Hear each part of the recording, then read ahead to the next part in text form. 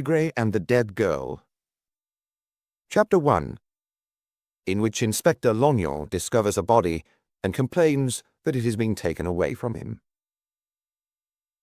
Maigret yawned and pushed the papers to the edge of the desk. "Sign this, boys, and you can go to bed." The boys were probably the three toughest characters to have been through the offices of the police judiciaire in a year. One of them, the one they called Dédé, looked like a gorilla, and even the slimmest of the three, who had a black eye, could have earned his living as a fairground wrestler. Georges passed them the papers and a pen. Now that they'd finally confessed, they were no longer bothering to argue and didn't even read their statements, just signed wearily. It was a few minutes past 3 by the marble clock, and most of the offices at police headquarters on Quai des Orfèvres were shrouded in darkness. For a long while now, there had been no noise apart from the occasional distant car horn or the brakes of a taxi as it skidded on the wet roadway. When they had arrived the previous day, the offices had been deserted too, because it wasn't yet 9 o'clock in the morning, and the staff hadn't come in yet. It had been raining even then, with that thin, sad rain that was still falling. They had now been within these walls for nearly 20 hours, sometimes together, sometimes separately, while Maigret and 5 of his colleagues had taken turns at grilling them. "Idiots," Maigret had said as soon as he saw them. "This is going to take a long time." Idiots are stubborn and always take the longest time to spill the beans. They imagine that if they don't answer, or they come out with any old nonsense, even if it means contradicting themselves every 5 minutes, they will somehow get away with it. Thinking they're smarter than anybody else, they invariably start by showing off. "Don't think you're going to get me."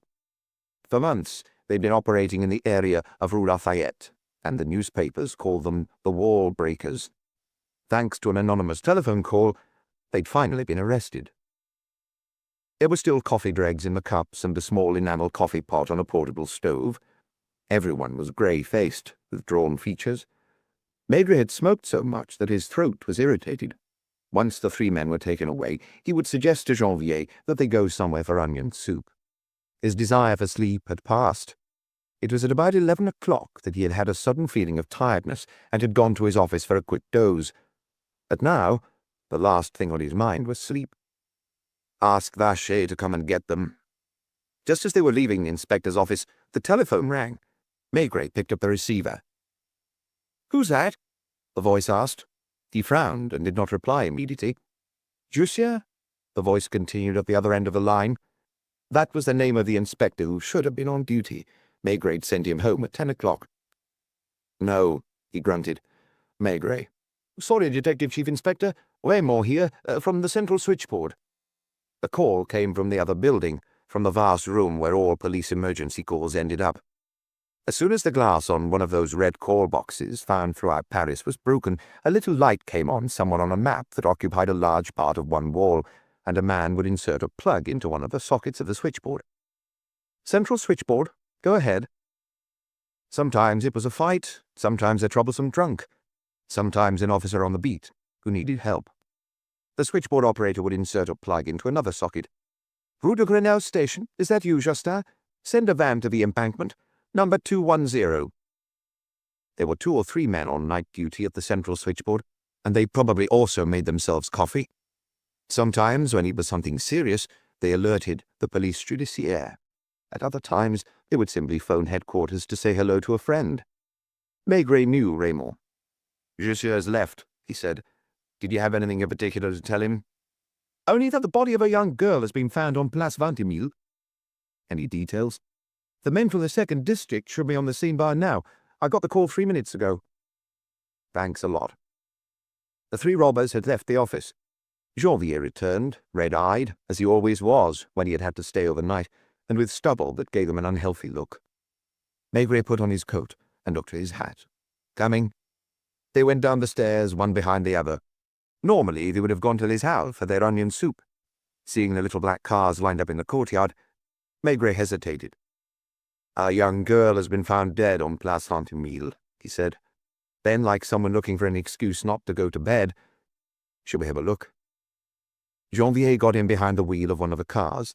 They were both too dazed after a long interrogation they'd just conducted to speak. It didn't occur to Maigret that the 2nd District was Lognon's patch. Lognon, the man his colleagues nicknamed Inspector Hard Done By. Even if he had thought of it, it wouldn't have made any difference because Lognon wasn't necessarily on night shift at the Rue de la Rochefoucauld station. The streets were wet and deserted, with fine drops of rain forming halos around the street lamps and the odd shadowy figure hugging the walls. There was one cafe still open, on the corner of Rue Montmartre and the Grand Boulevard, and further on they glimpsed the neon lights of 2 or 3 nightclubs with taxis waiting outside at the curb. Although not far from Place Blanche, Place Vingt-Mille was like an island of calm. A police van was parked there. Near the gate to the tiny park in the middle, 4 or 5 men were standing around a light-coloured shape, lying on the ground. Maigret immediately recognized Lognon's short, thin figure. Inspector Hard Done By had moved away from the group to see who was coming, and he too recognized Maigret and Janvier. Damn, Maigret muttered. Because obviously Lognon would again accuse him of doing it deliberately. This was his neighborhood, his patch. Something dramatic had taken place on his shift, something that might perhaps give him the opportunity to distinguish himself that he'd been waiting for all these years. And now, a series of chance occurrences had brought Maigret to the scene almost at the same time as him. "Did they phone you at home?" he asked suspiciously, already convinced that there was a conspiracy against him. "I was at headquarters. Raymond rang. I came to have a look." Maigret certainly wasn't going to leave without knowing what he was all about, just to avoid hurting Lognon's feelings. "Is she dead?" he asked, pointing to the woman lying on the pavement. Lognon nodded. 3 uniformed officers were there, as well as a couple who had been passing, and who, Maigret learned later, had spotted the body and raised the alarm.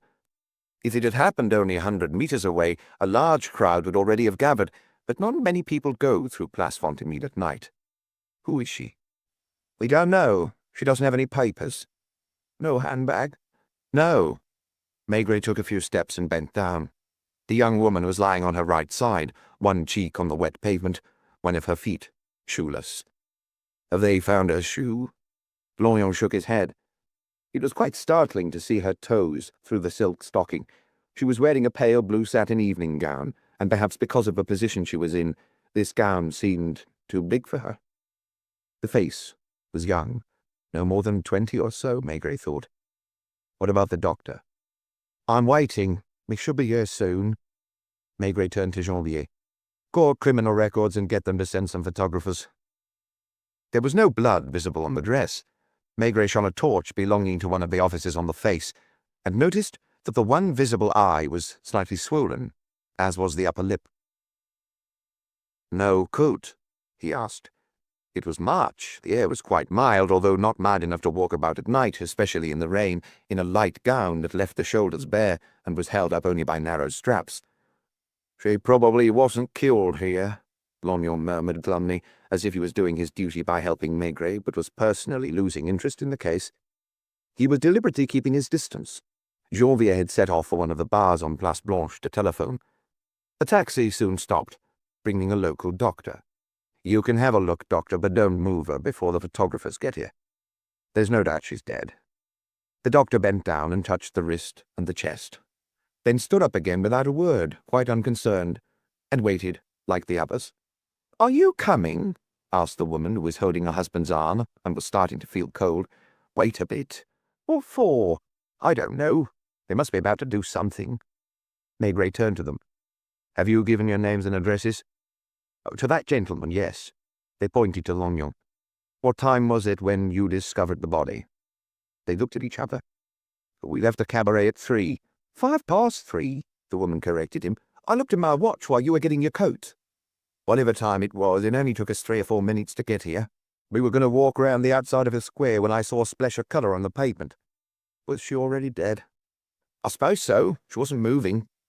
"You didn't touch her?" The man shook his head. "I sent my wife to inform the police. There's a police emergency call box on the corner of Boulevard de Clichy. I know it well because we live nearby, on Boulevard de Batignolles." Janvier soon came back.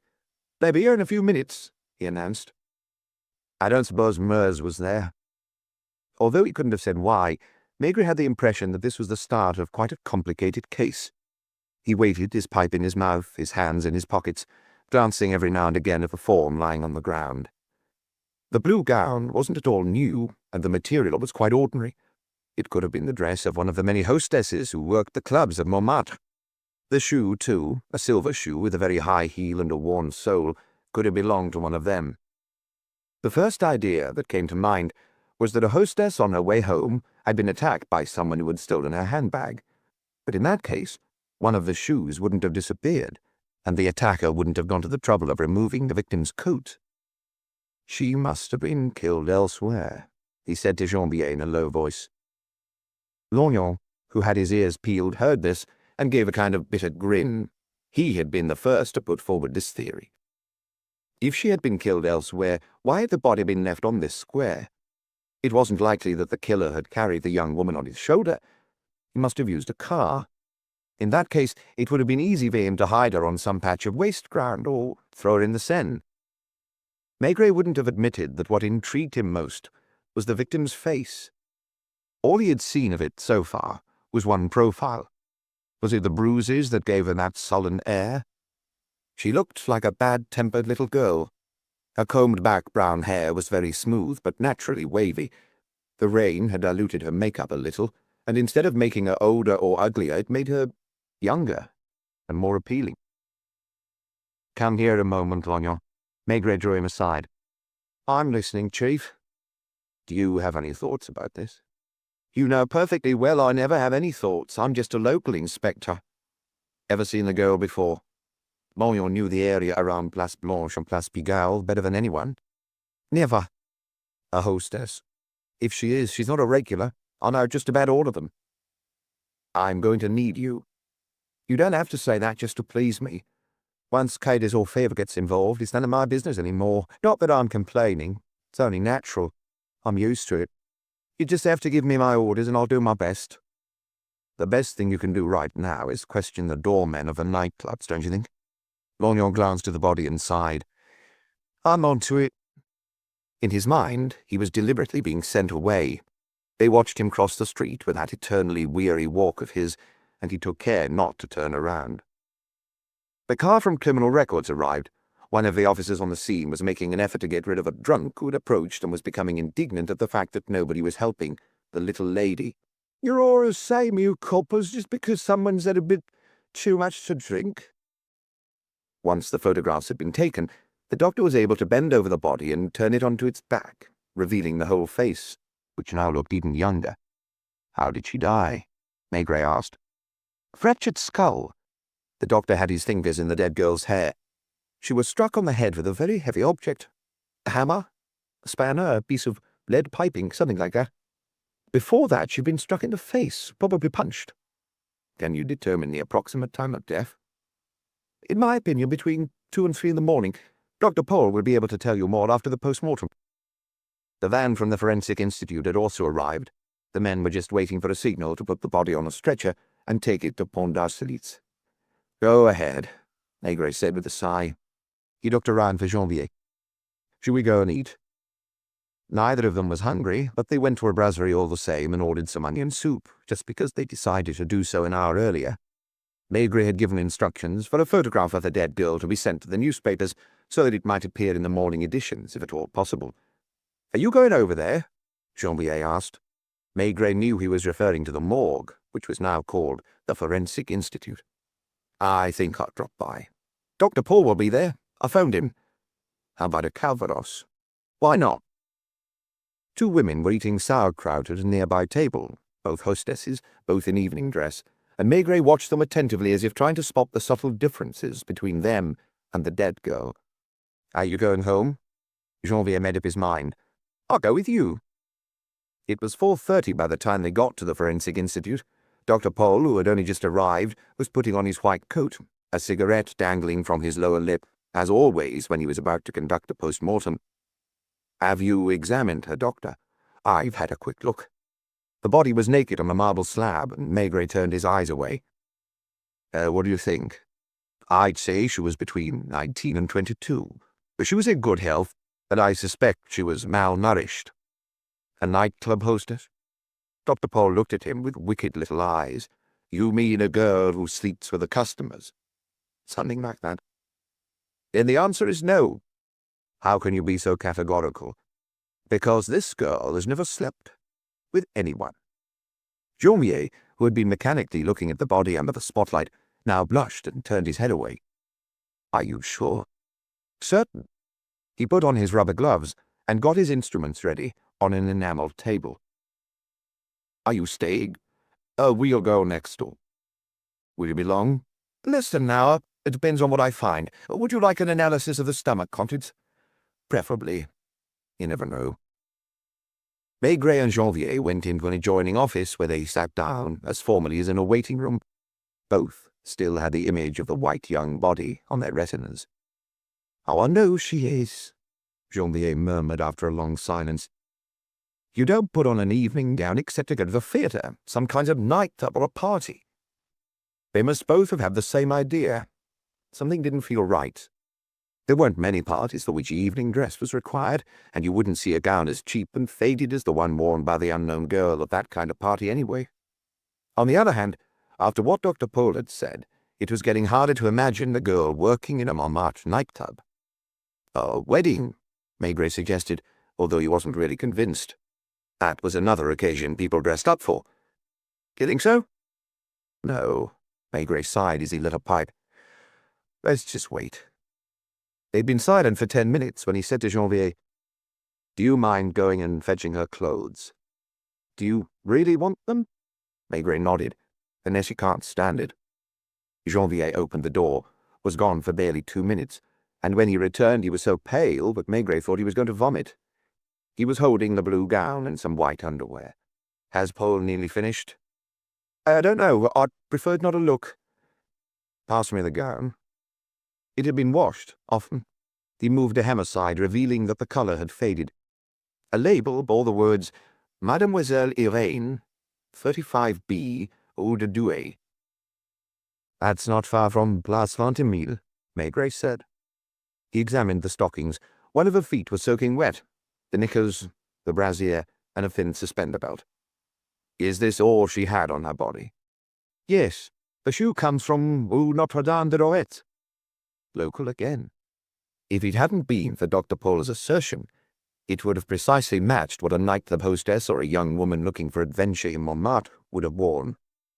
Maybe Lorient will discover something, Janvier suggested. I doubt it.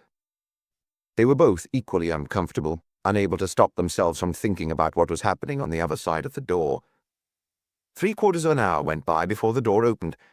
When they looked into the next room, the corpse had gone, and an employee was closing one of the metal drawers in which the bodies were kept. Dr. Paul was taking off his coat and lighting a cigarette. I didn't find much, he said. Death was caused by a fracture of the skull. There wasn't just one blow, but several, at least 3 quite violent blows.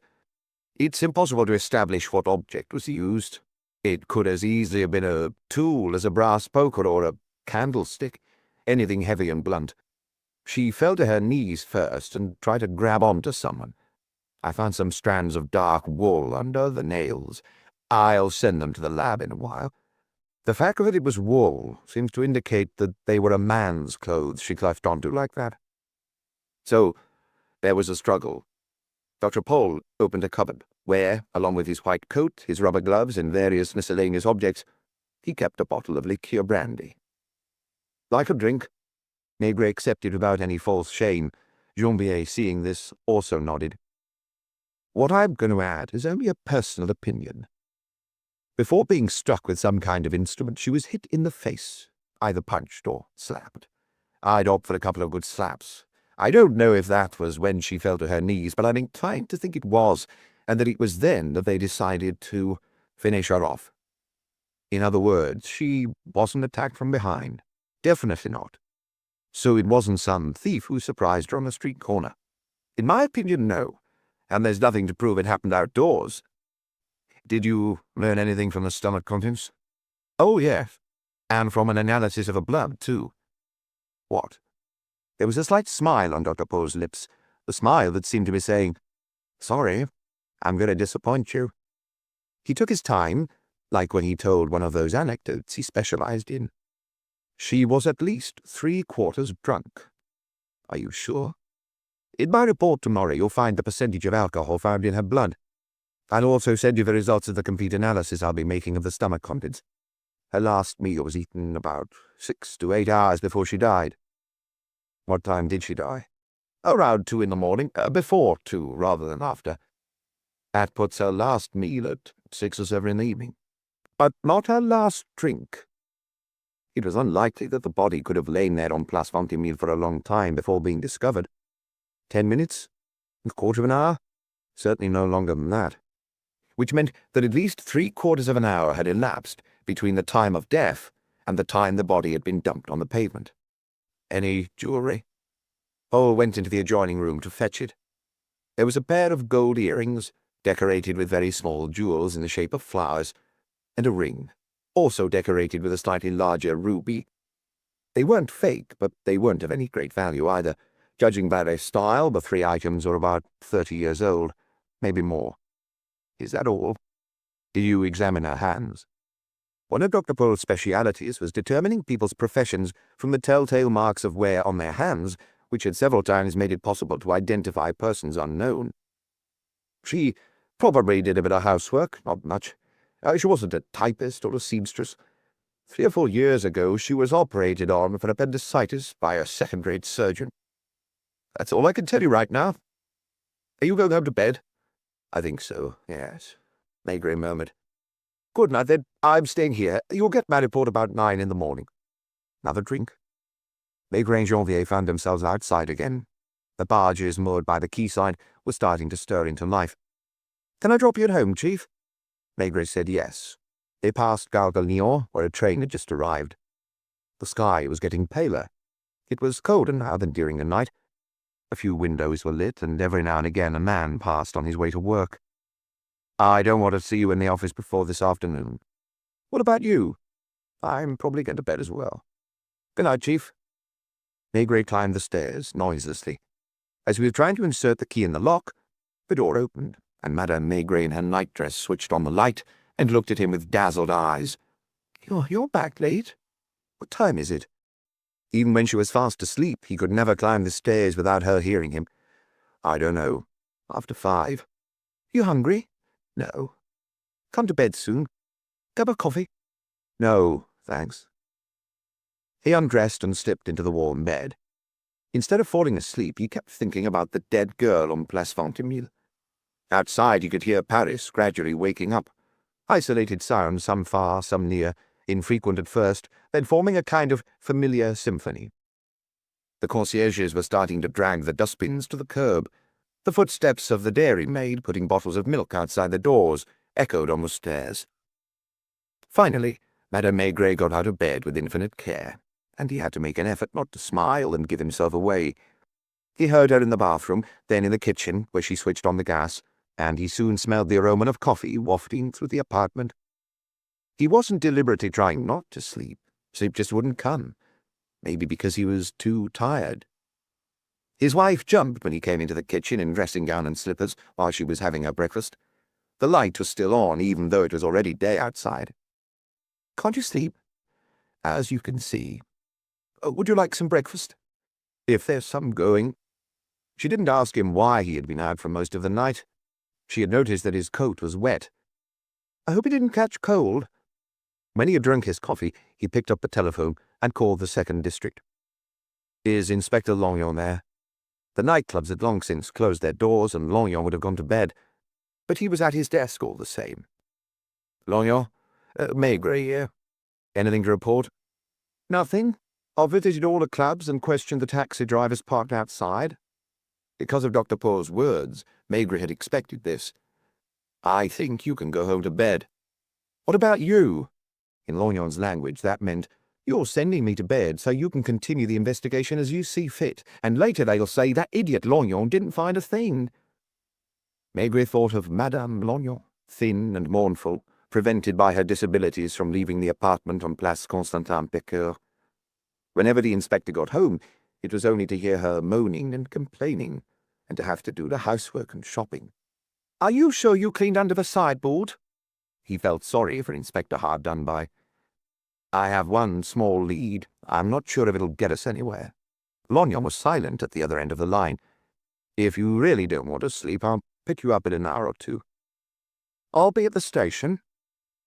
Maigret telephoned Quai des Orfèvres and asked for a car to be sent to him, stopping first at the Forensic Institute to pick up the girl's clothes. It wasn't until he got into his bath that he almost fell asleep, and for a moment he was tempted to phone Lognon and tell him to go and see Mademoiselle Irene in Rue de Douai without him. It had stopped raining.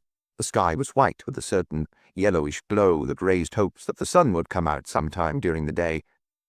Will you be back for lunch? Probably, I don't know. I thought your investigation was supposed to be over last night. It is over. This is another one. He waited until he saw the little car from the police judiciaire pull up at the curb. The driver hooted his horn 3 times. Maigret signalled to him through the window that he was coming. See you soon. 10 minutes later, as the car was driving along Faubourg Montmartre, he had already forgotten that he hadn't slept all night. Stop somewhere so that we can have a glass of white wine, he said. Chapter 2, in which Inspector Hard-Done-By meets an old acquaintance, and Lapointe is entrusted with an unusual task. Inspector Lognon was waiting by the curb in Rue de la Rochefoucauld, and even from a distance it looked as if his shoulders were stooped beneath the burden of fate. He invariably wore mouse-grey suits that were never ironed, and his coat was grey too, his hat an ugly brown. It wasn't because he had been up all night that his complexion this morning was bilious and that he seemed to have a head cold. This was the way he looked every day, and he was probably just as distressing a sight as soon as he got out of bed. Maigret had said on the phone that he would pick him up, but hadn't asked him to wait outside. Lognon was deliberately standing at the curb as if he'd been there for hours. Not only was his case being stolen from him, but he was being made to waste his time, and after a sleepless night, he was being forced to hang about in the street. As he opened the car door for him, Maigret glanced to the front of a police station, its faded flag hanging in the still air. It was in that building that he'd started his career, not as an inspector, but as the secretary to the local chief. Lognon sat down in silence, avoiding asking where he was being taken. The driver, who had his instructions, turned left and headed for Rue de Douai. It was always awkward to talk to Lognon, because whatever you said, he always somehow made it seem as if he was being humiliated. Have you read the newspaper? I haven't had time. Maigret, who had just bought it, took it from his pocket. The photograph of the unknown girl appeared on the front page. Just the head, with the bruises on her eye and lip. Nevertheless, she ought to be recognizable. I hope they're starting to get a few phone calls at headquarters by now, Maigret went on. Lognon was probably thinking, in other words, I've been up all night for nothing, going from one nightclub to another, one taxi driver to another. All you have to do is put a photograph in a newspaper and wait for the phone calls to come in. He didn't laugh. It was hard to explain. His face had assumed a glum, resigned expression, as if he had decided to be a living reproach to the cruelty and unfairness of mankind. He didn't ask any questions. He was merely a humble cog in the police machine, and you don't explain anything to a cog. Rue de Douai was deserted. Only one concierge was in her doorway. The car stopped outside a mauve-painted shop, above which could be read in copper plate, Mademoiselle Irene, and below it in smaller lettering, High Fashion. In the dusty window there were only 2 dresses, a white gown with sequins and a more casual black silk dress. Maigret got out, motioned to Lognon to follow him, asked the driver to wait, and grabbed the brown paper package he had been given by the Forensic Institute. When he tried to open the door, he saw that it was closed and that the handle had been removed. It was after 9:30. Maigret looked through the window and glimpsed light in a room beyond the shop. He started knocking. Several minutes went by, as if there was nobody inside to hear the noise he was making. Beside him, Lognon waited without moving, without saying a word. He wasn't smoking. He had stopped smoking years before, when his wife, in the early stages of her illness, had claimed that smoke made her choke. A figure at last appeared from the door at the back. A girl, quite young, in a red dressing gown that she held folded over her chest, looked at the two of them. She disappeared, no doubt to go and talk to someone, came back, crossed the shop, which was crammed full of dresses and coats, and at last made up her mind to open the door. "What is it?" she asked, looking suspiciously at Maigret, then at Lognon, then at the package. "Mademoiselle Irene?" "I'm not her." "Is she here?" "The shop isn't open." I'd like to talk to Mademoiselle Yvain. Who shall I say? Detective Chief Inspector Maigret, Police Judiciaire. She didn't appear either surprised or frightened. From close up it was clear that she was no older than 18. Either she hadn't yet woken up properly, or apathy was her natural state. "I'll go and see," she said, walking back to the other room. They heard her talking in a low voice to someone. Then there were noises as if this someone was getting out of bed. It took Mademoiselle Yvain 2 or 3 minutes to comb her hair and put on a dressing gown. She was a woman of a certain age, with a pale face, big blue eyes, and sparse blonde hair verging on white close to the roots. She put her head round the door to look at them, and when she at last approached, she was holding a cup of coffee in her hand. It wasn't Maigret she addressed, but Lognon. "You again? What do you want this time?" "I don't know. The inspector wants to talk to you." "Mademoiselle Yvain?" Maigret asked. "It is my real name you're after?" "If it is, I was born Kumar. Elizabeth Kumar. Yvain sounds better for my business." Maigret, who'd approached the counter, unwrapped his package and took out the blue gown. "Do you recognize this gown?" She didn't take a step to get a closer look at it, but said without hesitation, "Of course." "When do you sell it?" "I didn't sell it." "But it is from this shop." She didn't invite them to sit down, didn't seem either upset or worried. "What of it?" "When did you last see it?" "Does it matter?" "It may matter a lot." "Last night." "At what time?" "Just after 9. "Your shop's still open at 9 in the evening?" "I never close before 10. Almost every day women come in to buy something at the last moment." Lognon presumably knew all this, but had assumed a neutral air, as if none of it was any of his business.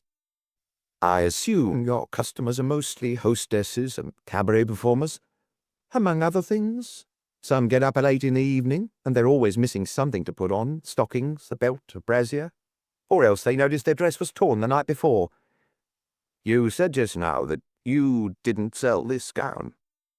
She turned to the girl who was standing in the doorway of the other room. "Viviane, get me another cup of coffee."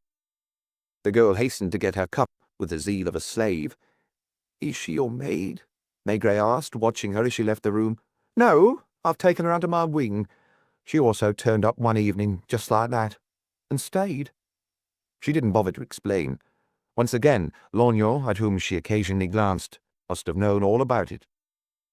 "Yeah, getting back to last night," Maigret said. "She came—" "Hold on a moment. Did you know her?" "I'd seen her once before." "When was that?" "Maybe a month ago." "She'd already bought a dress from you?" "No. She hired one." "You hire out clothes?" "Yes, sometimes." "Had she given you her name and address?" "I think so. I must have written it on a piece of paper. If you want me to look for it—" "Later." "The first time, was it an evening gown?" "Yes, the same one." "Had she come late that time, too?" "No, just after dinner, about 8. She needed an evening gown, and she admitted she couldn't afford to buy one. She asked me if it was true that I hired them out." "Did she seem different from your other customers?" "They always start out different. After a few months, they all end the same." "Do you find a gown in her size?" "The blue one you're holding is a size 40. It spent the night on the backs of I don't know how many local girls." "Did she take it away with her?" "The first time, yes." "And she brought it back the following morning?" "The next day at midday. I was surprised she turned up so early. Usually they sleep all day." "Did she pay for the hire?" "Yes." "And you didn't see her again until last night?" "I already told you. It was just after 9 when she came in and asked me if I still had the gown. I said I did. Then she told me that this time she couldn't pay the deposit, but that if I didn't mind, she'd leave me the clothes she was wearing." "She changed here?" "Yes. She also needed shoes and a coat. I found her a velvet cape, which did quite nicely." "How did she seem to you?" "Like someone who's desperate for an evening gown and a coat." "In other words, it mattered a lot to her?" "It always matters a lot to them." "Did you have the impression she was meeting someone?" She shrugged and sipped of the coffee Viviane had just brought her. "Did your girl see her?" "She was the one who helped her get dressed." "Did she say anything particular to you, mademoiselle?" Her employer answered for her. "Viviane doesn't listen to what people say to her. She couldn't care less." The girl did indeed seem to be living in an immaterial world. Her eyes expressed nothing. She moved about without stirring the air, and next to the bulk of Mademoiselle Yvain, she really did seem like a slave, or rather a dog. I found her some shoes and stockings and a silver handbag. Has something happened to her? Haven't you read the newspapers? I was still in bed when you knocked at the door. Viviane was busy making my coffee. Maigret handed her the paper, and she looked at the photograph without showing any surprise. Is that her? Yes. You don't seem surprised. It's been a long time since anything surprised me. Is the dress ruined? It got wet in the rain, but it isn't torn. That's something at least. I suppose you want me to hand over her clothes. Viviane? Viviane had understood. She opened one of the wardrobes where dresses were hanging. She placed a black woolen dress on the counter, and Maigret immediately searched for a label. She made that one herself, Mademoiselle Yvain said. Bring her coat, Viviane. The coat, also woolen, was of poor quality, beige with a brown check pattern, and came from a department store in Rue Lafayette. Cheap, as you can see. Shoes aren't much better, or the slip. It was all placed on the counter. Then the slave brought a black leather handbag with a white metal clasp. Apart from a pencil and a pair of worn gloves, it was empty. You say you lent her a handbag? Yes, she wanted to use her own. I pointed out that it didn't go with the dress, and I found her a little silver evening bag. She put her lipstick, her powder, and a handkerchief in it. No purse. Maybe. I didn't notice. Lognon still had the air of someone listening in on a conversation he hasn't been invited to join. What time was it when she left here? It took her about a quarter of an hour to get dressed.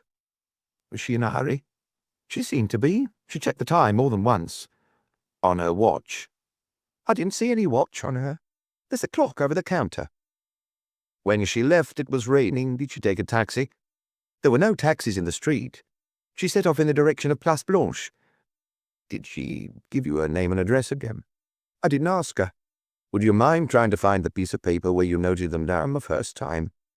With a sigh, she went behind the counter and opened a drawer, in which there was all sorts of junk, notebooks, invoices, pencils, fabric samples, and a whole variety of buttons. You know, she said as she searched desultorily through the drawer, there's no point keeping their addresses, because they usually live in rented rooms, and they change them more often than they change their slips. When they don't have enough to pay their rent, they disappear, and... No, this isn't it. If I remember rightly, it was somewhere local, a street everyone knows. Sorry, I can't find it. If you really want it, I'll keep looking and call you. Please do. Does he work with you? She asked, indicating Lognon. He can tell you some stories about me, but he'll also tell you I've been straight for years. Isn't that true? Maigret helped himself to brown paper to take the clothes away in. Aren't you going to leave me the blue gown? Not now. You'll get it back later. Oh, whatever you say. Just as he was leaving, Maigret thought of another question. When she came last night, did she ask for a gown, or the gown she'd already worn once before? The one she'd worn before. Do you think she would have taken another if you hadn't had it? I don't know. She asked if I still had that one. Thank you for your help. Don't mention it. They got back in the car, and the slave closed the door behind them. Lognon was still not saying anything, waiting for questions.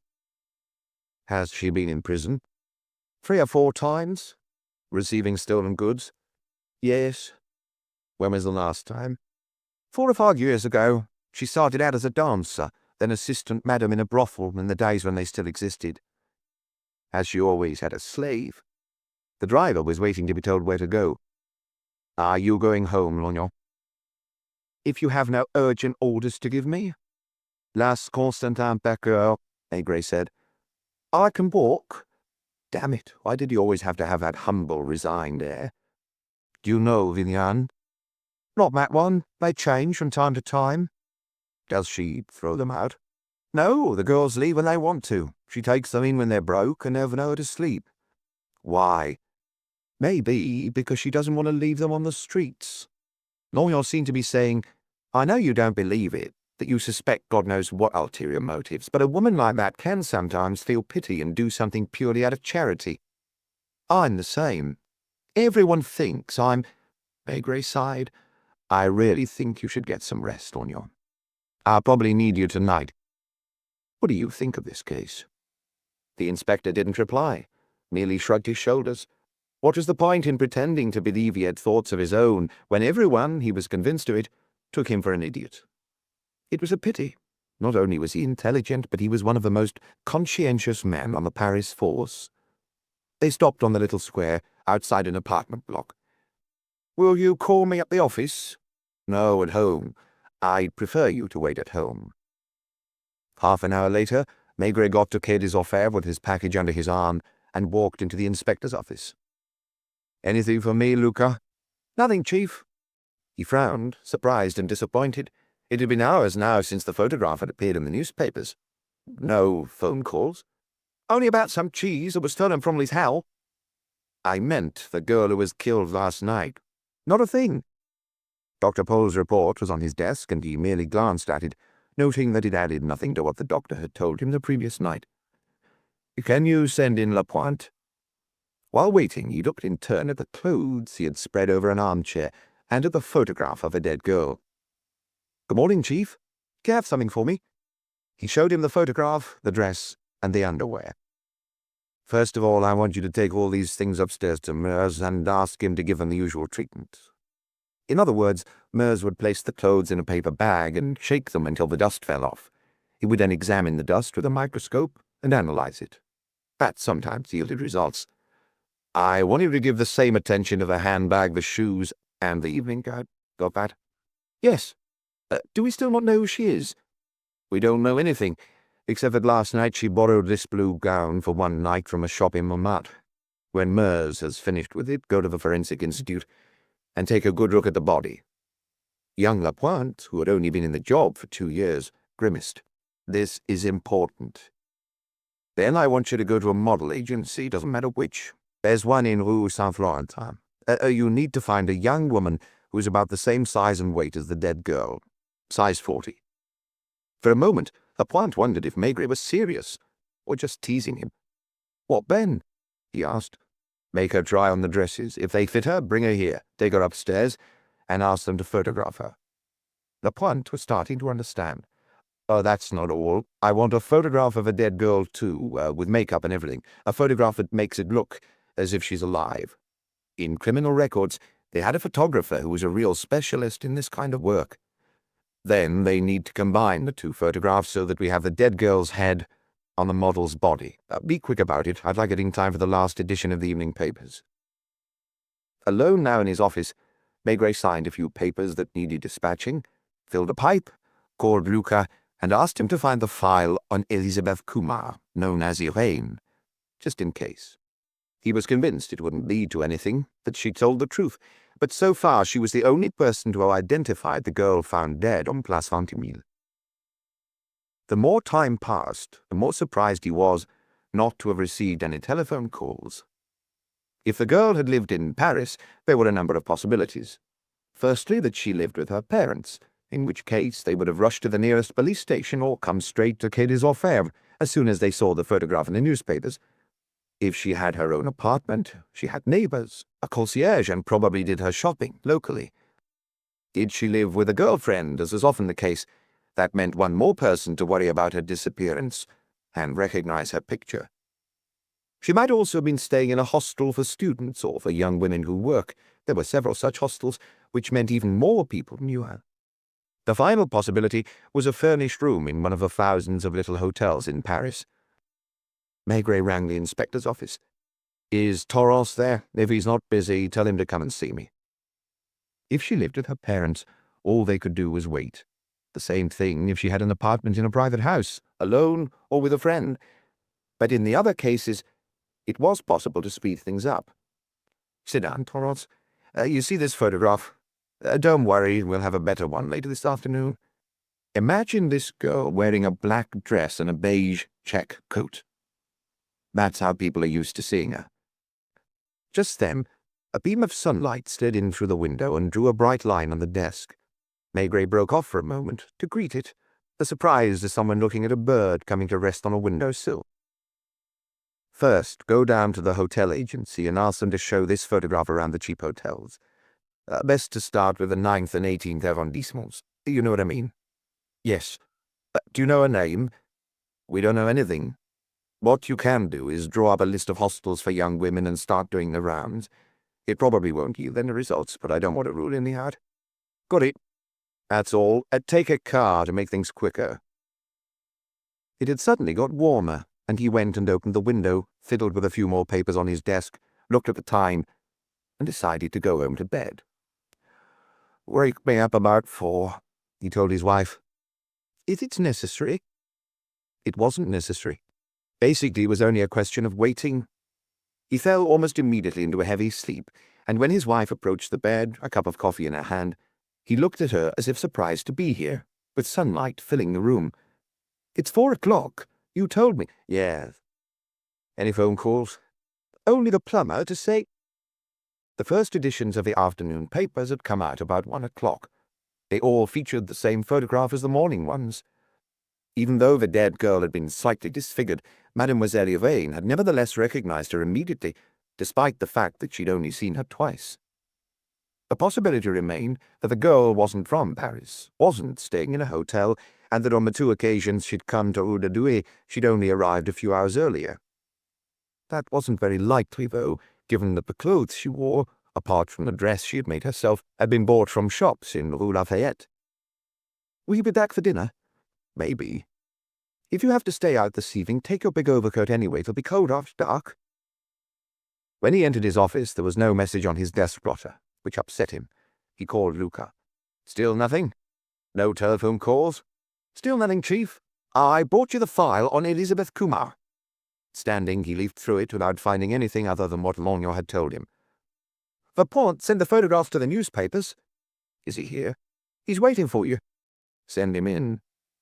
The pasted-together photographs were such masterpieces Maigret got a shock from them. There, suddenly, before his very eyes, was the image of the girl. Not as he had seen her in the rain on Place Ventimille by the light of torches, nor as he had glimpsed her later on a marble slab at the Forensic Institute, but as she must have looked the previous evening when she had shown up at Mademoiselle Yvain's shop. Lapointe seemed equally troubled. What do you think, Chief? He said hesitantly, adding after a pause, Pretty, isn't she? It wasn't the word he was looking for, or the one that corresponded to reality. The girl was certainly pretty, but there was something more, something hard to define.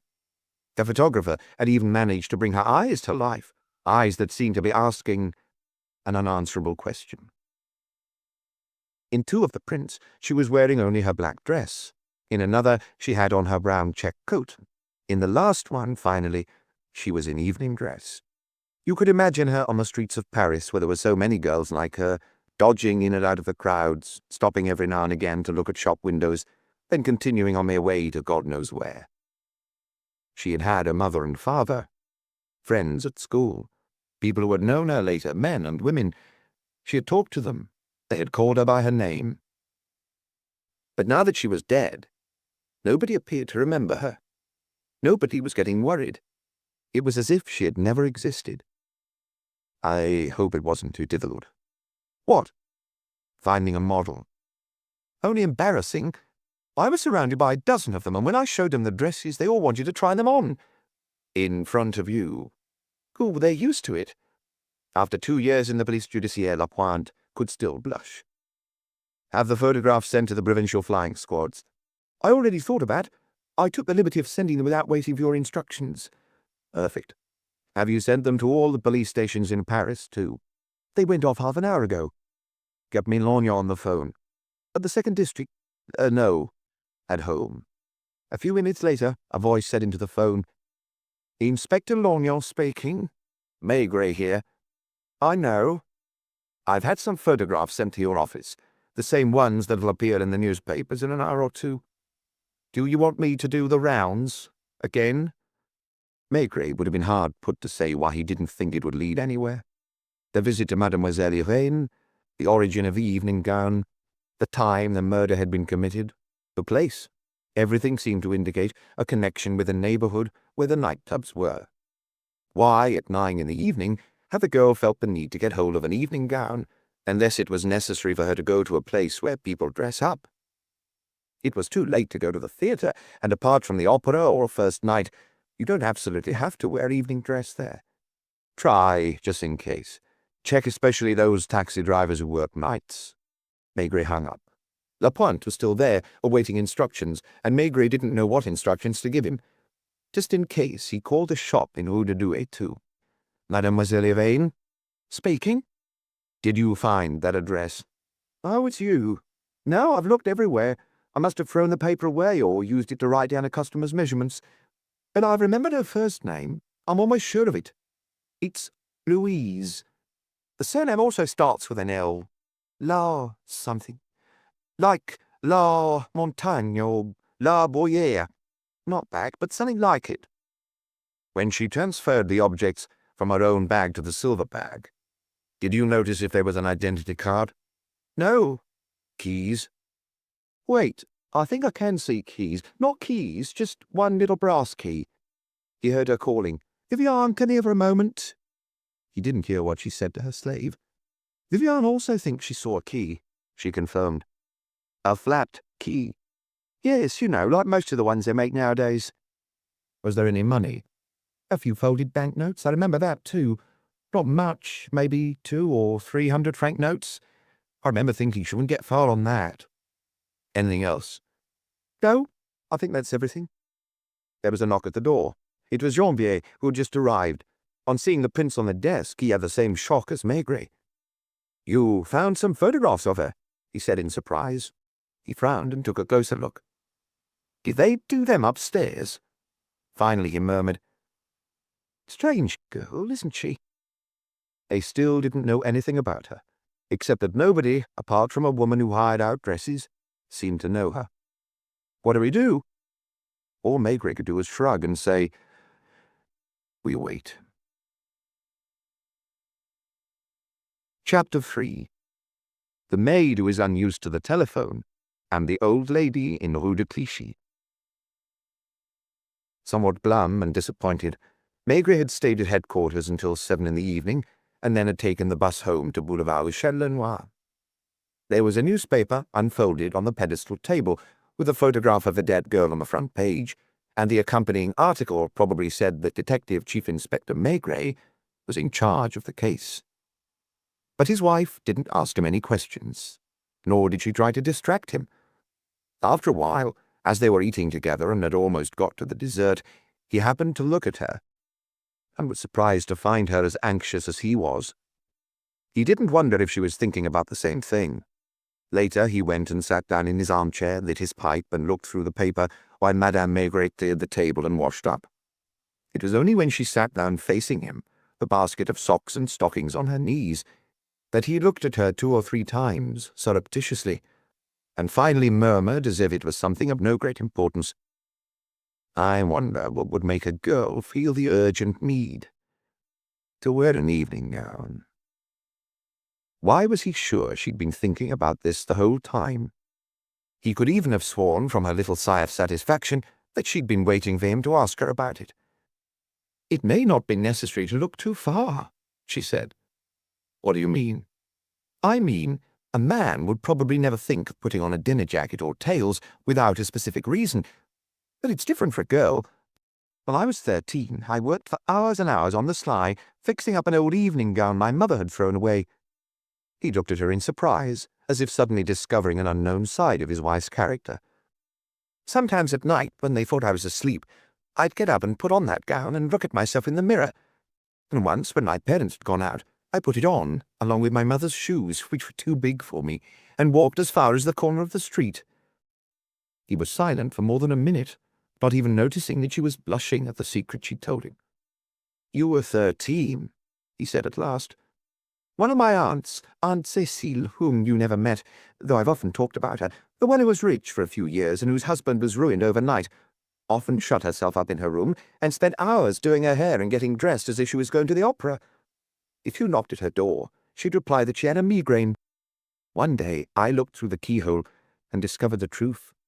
She was looking at herself in the mirror, fanning herself, and smiling. That was a long time ago. Do you think women have changed?" "You'd need a more serious reason than that to knock on Mademoiselle Yvain's door at 9 o'clock in the evening and ask for an evening gown when you only have 200 or 300 francs in your pocket.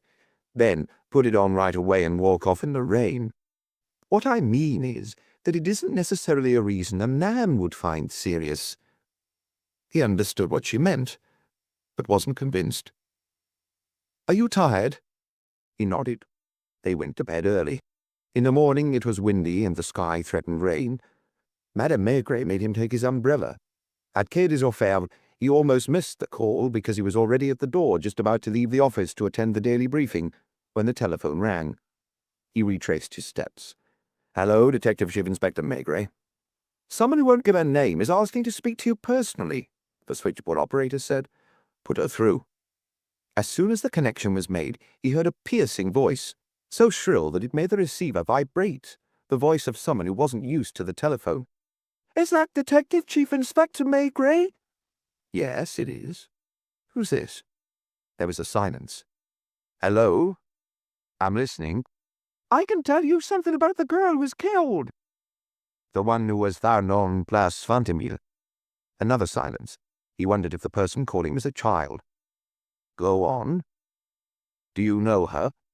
Yes, I know where she lived. He was convinced that it wasn't because she was hesitating that she left these long pauses between her sentences, but because the telephone overawed her.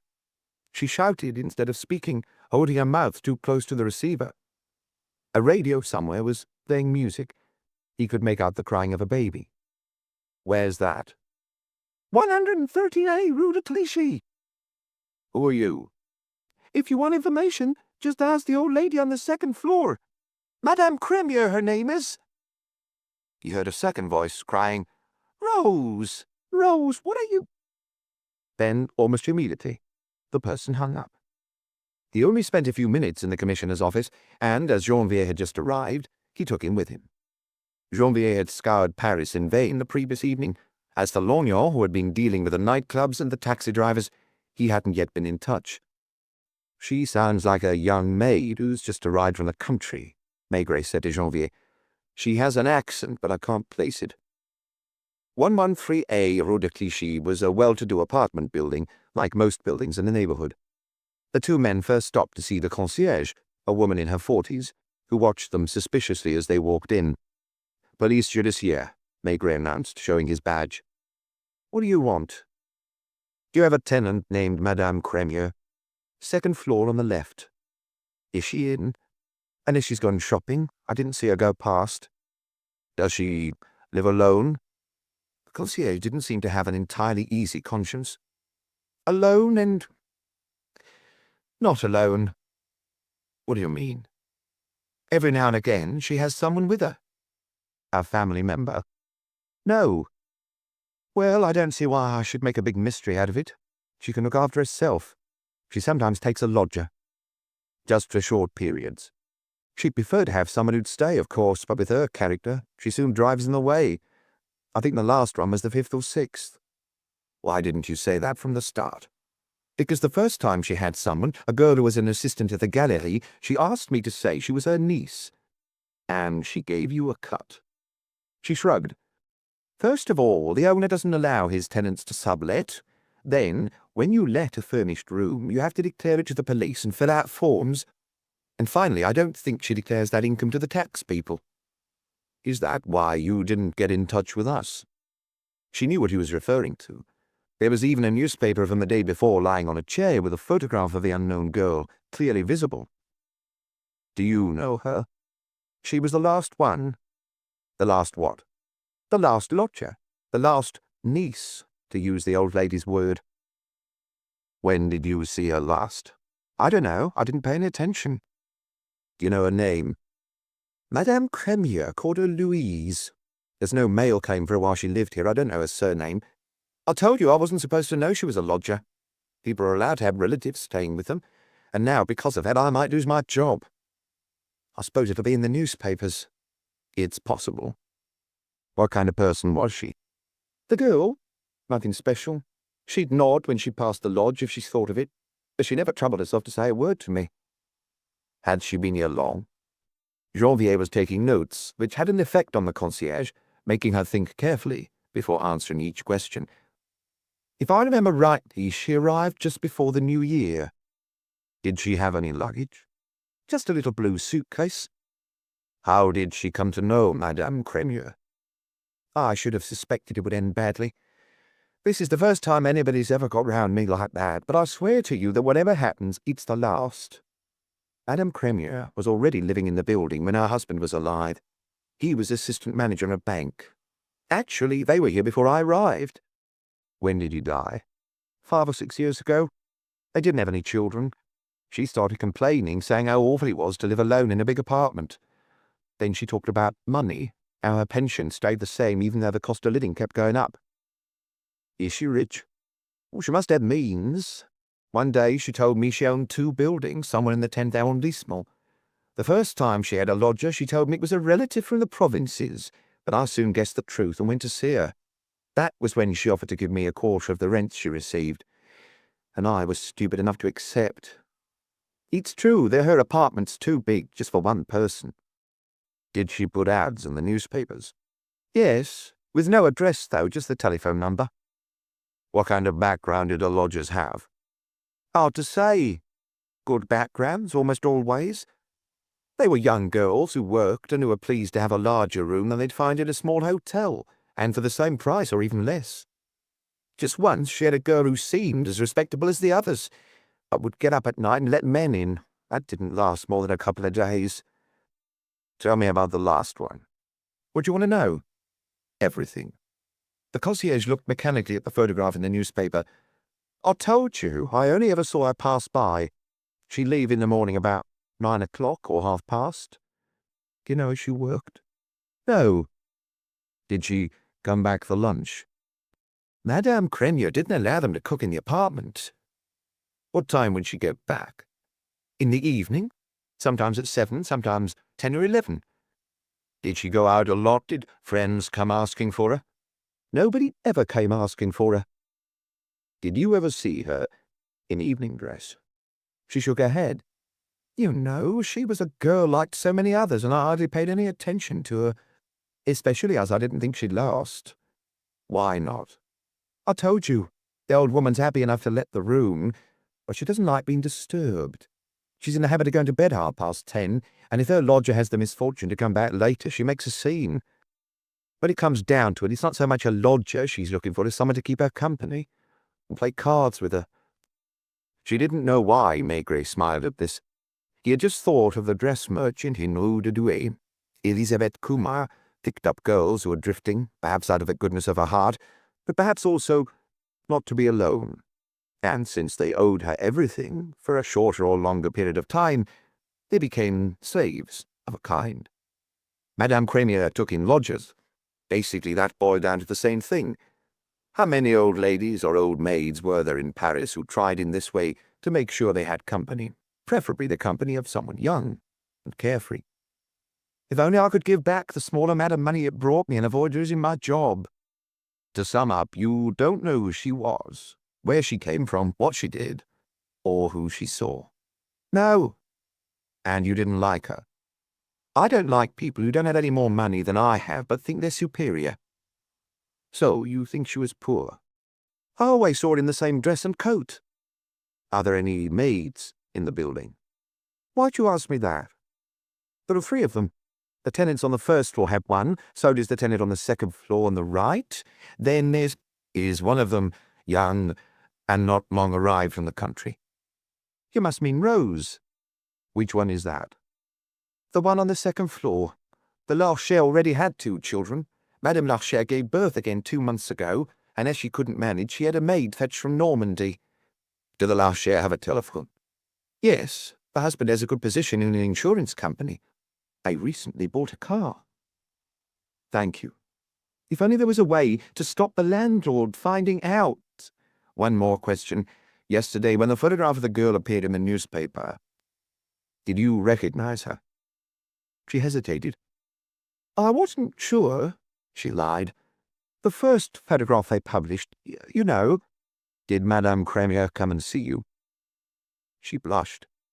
She came in on her way back from shopping. She told me the police were paid well enough for people not to try to do their jobs for them. I saw what she meant. But ever since I saw the second photograph, this one, I've been thinking about calling you. Anyway, all things considered, I'm pleased you came.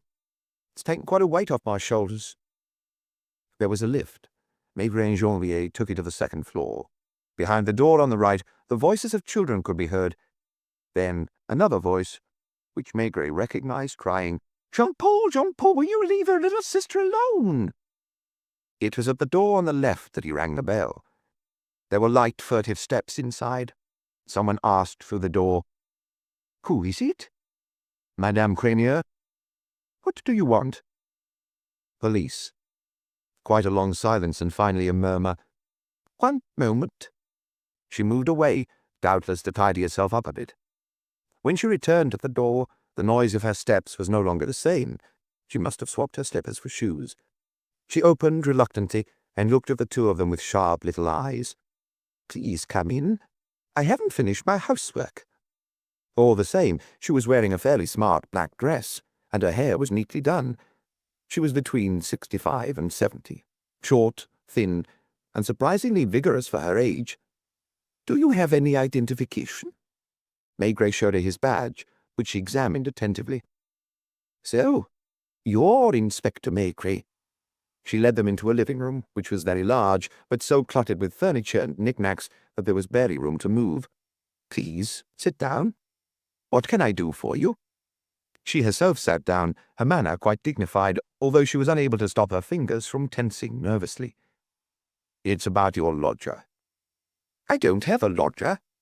I do sometimes take someone in and offer them accommodation." "We know all about it, Madame Crémieux." She did not lose her composure, but threw Maigret a searching look. "About what?" "About everything. We don't belong to the Ministry of Finance, and how you declare your income is no concern of ours." There was no newspaper in the room. Maigret took one of the photographs of the unknown girl from his pocket. "Do you recognize her?" "She stayed with me for a few days." "A few days? Well, let's say a few weeks. Or shall we say 2.5 months? It's possible. At my age, time matters so little. You can't imagine how quickly the days go by." "What's her name?" "Louise Leboine." "Is that the name on her identity card?" "I never saw her identity card. It's the name she gave me when she first arrived." "And you don't know if it's her real name?" "I had no reason to suppose it wasn't." "Did she read your ad?" "Has the concierge talked to you?" "It doesn't matter, Madame Crémieux. Let's not waste time. And please, let me ask the questions." In her dignified manner, she said, "All right. Go ahead." "Did Louise Leboine answer your ad?" "She phoned me to ask the price. I told her. She wanted to know if I couldn't make it a little cheaper, and I advised her to come and see me." "Did you agree to a reduction?" "Yes." "Why?" "Because I always get taken in." "In what way?" "When they come here, they all seem very respectable. They're humble and considerate. I asked her if she went out a lot in the evening, and she said no." "Do you know where she worked?" "In an office, apparently, but I don't know where. It was only after a few days that I realized the kind of girl she was." "What kind is that?" "A withdrawn girl, who, when she'd made up her mind to say nothing." "So you don't know anything about her? She didn't talk to you?" "As little as possible. She must have thought she was in a hotel. In the morning she'd dress and go out. She'd mutter hello if she saw me." "Did she always leave at the same time?" "Actually, that's what surprised me. The first 2 or 3 days she left the house at 8:30, and I assumed she began work at 9. Then, several times in a row, she didn't leave until 9:15, and I asked her if she'd changed jobs." "What did she reply?" "She didn't. Oh, that was her style. When she was embarrassed, she pretended not to hear. In the evening, she tried to avoid me." "But she must have had to come through the living room in order to get to her bedroom." "Yes, this is where I spend most of my time. I'd invite her to sit down and have a cup of coffee or herbal tea with me. Just once she condescended to keep me company, and I'm sure she didn't say 5 sentences in an hour." "What did you talk about?" "Everything. I was trying to find out." "Find out what?" "Who she was, where she came from, where she'd lived before." "Did you manage to get anything out of her?" All I know is that she's familiar with the South. I mentioned Nice, where my husband and I used to spend 2 weeks every year, and I could see she'd been there too. When I asked her about her father and mother, she put on this vacant look. If you'd seen her when she had that look, it would have driven you mad too. Where did she have her meals? She ate out, supposedly. I don't allow them to cook in their room because of the dangers of fire. If they bring their own spirit stove, you don't know what might happen, not to mention that all I have here is old furniture of value that's been handed down through my family. She tried to hide it, but I found breadcrumbs, and she sometimes burned scrap paper that must have been used to wrap cold meats. Did she spend her evenings alone in her room? Most of the time. She only went out 2 or 3 times a week. Did she dress up to go out? How could she have dressed up when the only things she owned were a dress and a coat?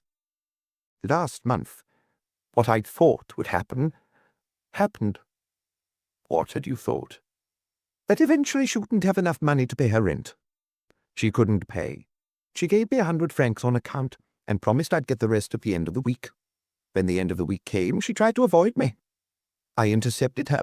She told me she'd have money in a day or 2. Don't think I'm stingy, or that I only think about money. Of course I need it like anybody else, but if only she behaved like a human being, I'd have been more patient. Did you tell her she had to leave? 3 days ago, the day before she disappeared.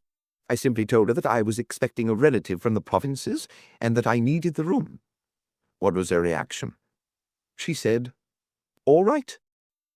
Will you take us to her room? The old lady stood up, still dignified. Come this way. You'll see she wouldn't have found a room like that anywhere else. It was true that the room was vast, with large windows. Like the living room, it was furnished in the style of the previous century. The bed was of solid mahogany, and between the windows was an empire desk that must have been Monsieur Crémier's desk, and for which no other place had been found. Heavy velvet curtains framed the windows, and on the walls hung old family photographs in black or gold frames. The only small bother is that you have to share the bathroom.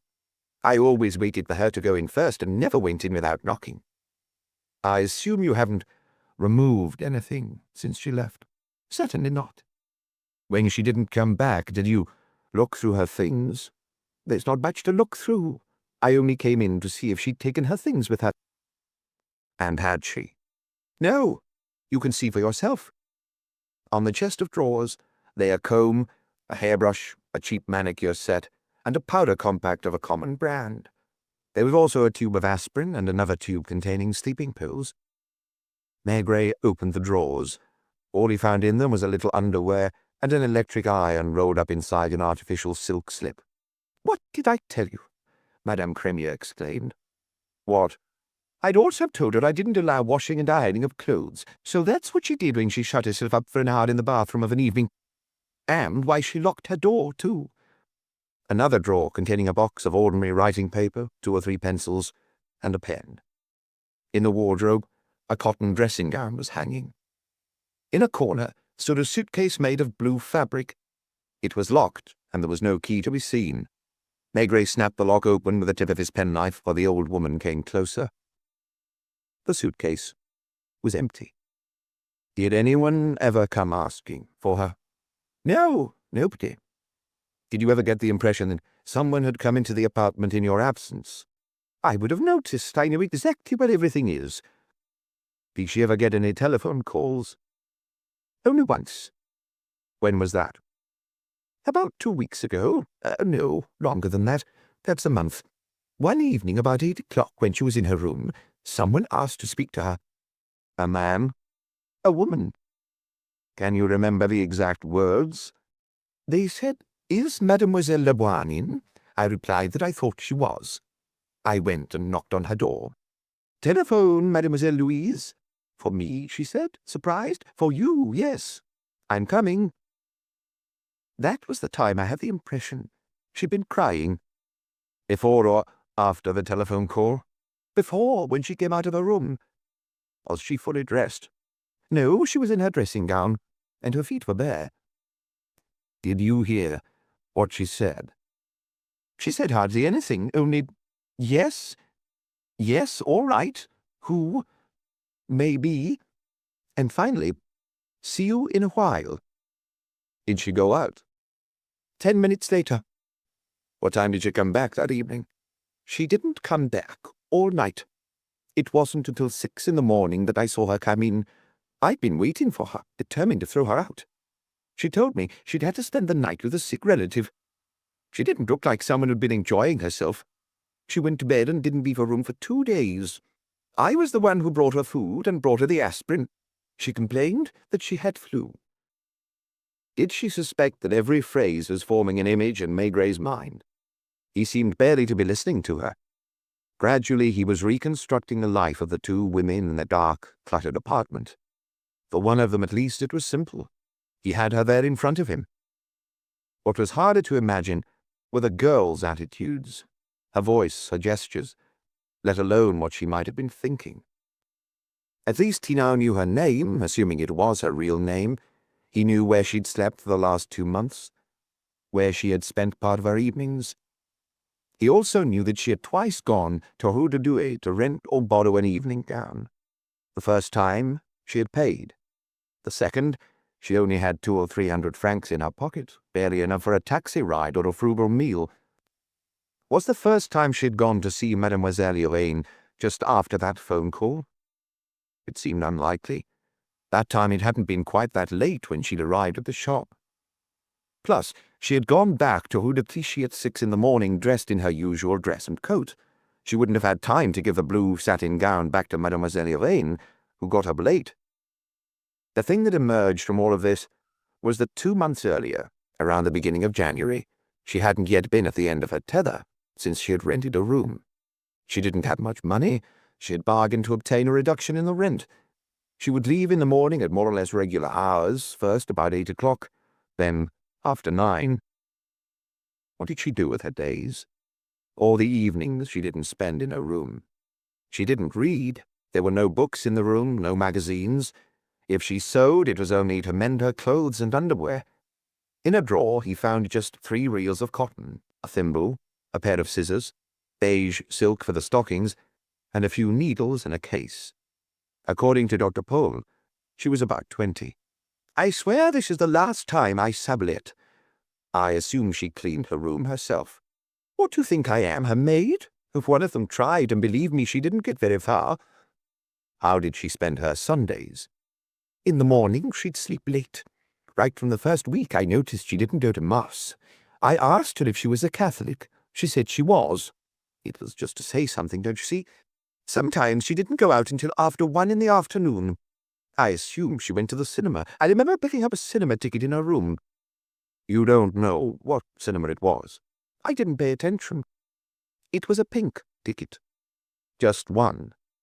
All at once, Maigret gave the old woman a severe look, as if trying to prevent her from lying. What was in her handbag? How should I? Just answer the question. I'm sure you glanced inside whenever she left it lying around. She almost never left it lying around. It took only one time. Did you see her identity card? No. Didn't she have one? Not in her bag. At least it wasn't there that time. It was only a week ago that I had the opportunity to look. I was starting to have my suspicions. Suspicions about what? If she'd had a regular job, she'd have been able to pay her rent. And it was the first time I'd seen a girl her age who owned only one dress. But there was no way to get any information from her about what she did, where she came from, where her family lived. What did you think? That she might have run away from home. Or else? What? I don't know. I couldn't place her, if you know what I mean. With some people you know immediately who you're dealing with. Not with her. She didn't have an accent. She didn't seem to have come from the country either. I think she was well educated. Apart from the way she didn't answer questions and always avoided me, she was quite polite. Yes, I think she'd had a decent upbringing. What was in her handbag? Lipstick, a powder compact, a handkerchief, and some keys. What keys? The key to the apartment, which I'd given her, and the key to her suitcase. There was also a worn wallet with money and a photograph. A photograph of a man or a woman? A man, but it's not what you think. It was a photograph that was at least 15 years old, all yellowed and torn, of a man in his 40s. Can you describe him? A good-looking man, quite elegant. What struck me was that he was wearing a very light-coloured suit, probably linen, the kind I often saw in Nice. The reason I thought of Nice was because there was a palm tree behind him. Did you notice any resemblance? With her? No, I thought of that too. If it was her father, she didn't look like him. Would you recognize him if you met him? Provided he hasn't changed too much. Did you mention it to the girl? How could I tell her I'd seen the photograph? By opening her bag? I only talked to her about Nice, the south. You can take it all away, Janvier, Maigret said, pointing to the drawers, the dressing gown in the wardrobe, the blue suitcase. The suitcase is big enough to hold everything, and as the lock was broken, they had to ask the old lady for a piece of string to close it. Do you think I'll get into trouble? Not with us. With the tax authorities? Maigret shrugged. It's none of our business, he grunted.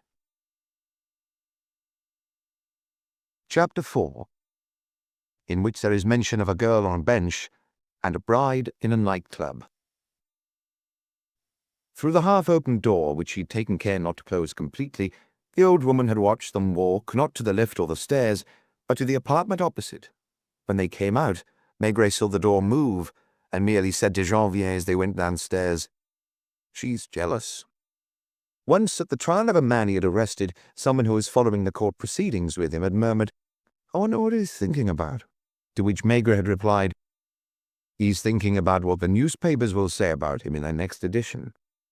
He always claimed that murderers, at least until they are sentenced, are less concerned with their crimes, let alone the memory of their victims, than with the effect they have on the public.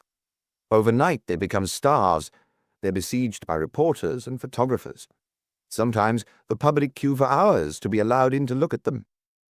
Isn't it only natural that they start to enjoy being in the spotlight? The widow Crenier had certainly not been enchanted to see the police invade her home. Moreover, Maigret had a way of asking questions that prevented people from answering the way they would have liked. She'd been forced to admit certain things that were not very pleasant. But at least, for nearly an hour, she had been the centre of attention. The slightest thing she said had even been written down in a notebook. And a moment later, the same inspector went and rang the doorbell opposite and paid the same attention to a common little maid. How about a drink? It was after 11. They went into a bar on the corner of the street and drank their aperitifs without saying a word, as if both pondering what they just learned. Louise Leboine was like one of those photographic plates dipped in developer. 2 days earlier, they'd not even known of her existence. Then she had been a blue shape, a profile on the wet pavement of Place Ventimille, a white body on the marble of the Forensic Institute. Now she had a name, and an image was beginning to form, even though it still lacked detail. Rose's employer had also been a little annoyed when Maigret had said to her, "Would you mind looking after the children while we ask your maid a few questions?" Rose was not even 16 and still had down on her cheeks. "It was you who phoned me this morning, wasn't it?" "Yes, monsieur." "Did you know Louise Leboine?" "I didn't know her name." "Did you see her on the stairs?" "Yes, monsieur." "Did she talk to you?" "She never spoke to me, but she always smiled at me. I always thought she was sad. She looked like a film actress." "Do you ever see her anywhere apart from on the stairs?" "Yes, few times." "Where?" "On the park bench in Place de la Trinité, where I go almost every afternoon with the children." "What was she doing there?" "Nothing." "Was she waiting for someone?" "I never saw her with anyone." "Was she reading?" "No. She was eating a sandwich once." "Do you think she knew she was going to die?" That was all that Rose had told them. It was an indication that for some time anyway, the girl hadn't had a regular job. She didn't bother to go far. She would walk down Rue de Clichy and without leaving the area sit down facing the Trinité church. It had occurred to Maigret to ask, "Did you ever see her go into the church?" "No, monsieur." Maigret paid, wiped his mouth, and got back in the little car, followed by Janvier. Back at headquarters, he immediately spotted a solemn figure in the waiting room and recognized Lognon, whose nose was redder than ever. "Have you been waiting for me, Lognon?" "Yes, for an hour." "You look as if you never even went to bed." "It doesn't matter. Come into my office." The people who had seen Lawyer waiting must have taken him not for a policeman, but because he looked so glum and somber, for someone who had come to make a confession. This time he really did have a cold. His voice was hoarse, and he had to keep taking his handkerchief out of his pocket. But he didn't complain, merely assumed a resigned air, the air of a man who has suffered his whole life and will suffer for the rest of his days. Maigret sat down and filled his pipe, while Lognon perched on the edge of a chair and didn't dare utter a word. "I assume you have some news." "I came to make my report." "I am listening, my friend." Cordiality had no effect on Inspector Hard-Done-By, who probably saw it as some kind of irony. "Last night I did the same round as the night before, but took more care over it. Up until around 3 in the morning, 4 minutes past 3 to be precise, it didn't get me anywhere." As he spoke, he took a piece of paper from his pocket. "But then, at 4 minutes past 3, outside a nightclub called the Grillo, I questioned a taxi driver named Léon Zert. He's 53 years old and lives in Levallois-Perret." These details were probably pointless, but Lognon was determined to dot every I and cross every T.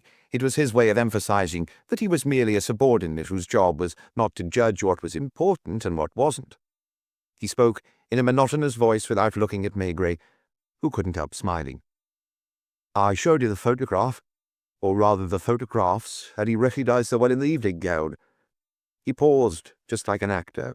He didn't yet know that Maigret had already discovered the dead girl's identity, as well as her last known address.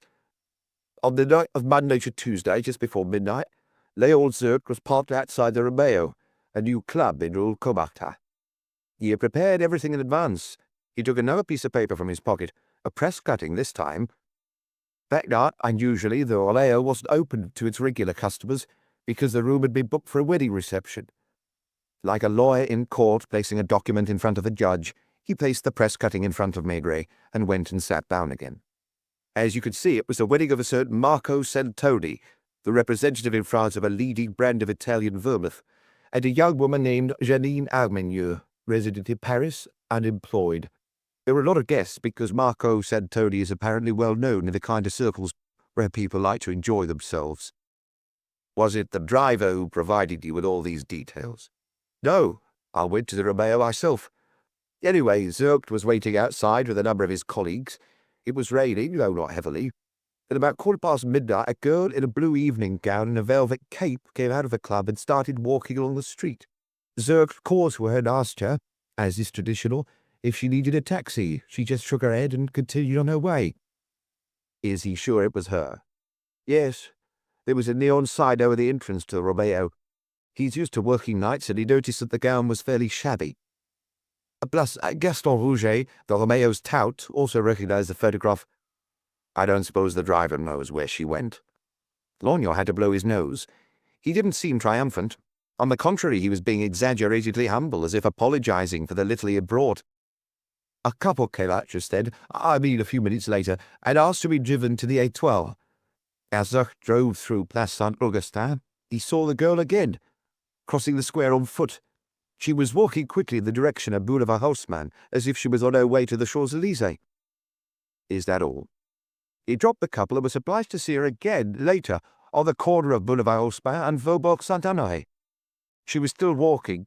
He looked at the time because he was curious to see how long it had taken her to go all that way. It wasn't far off an hour."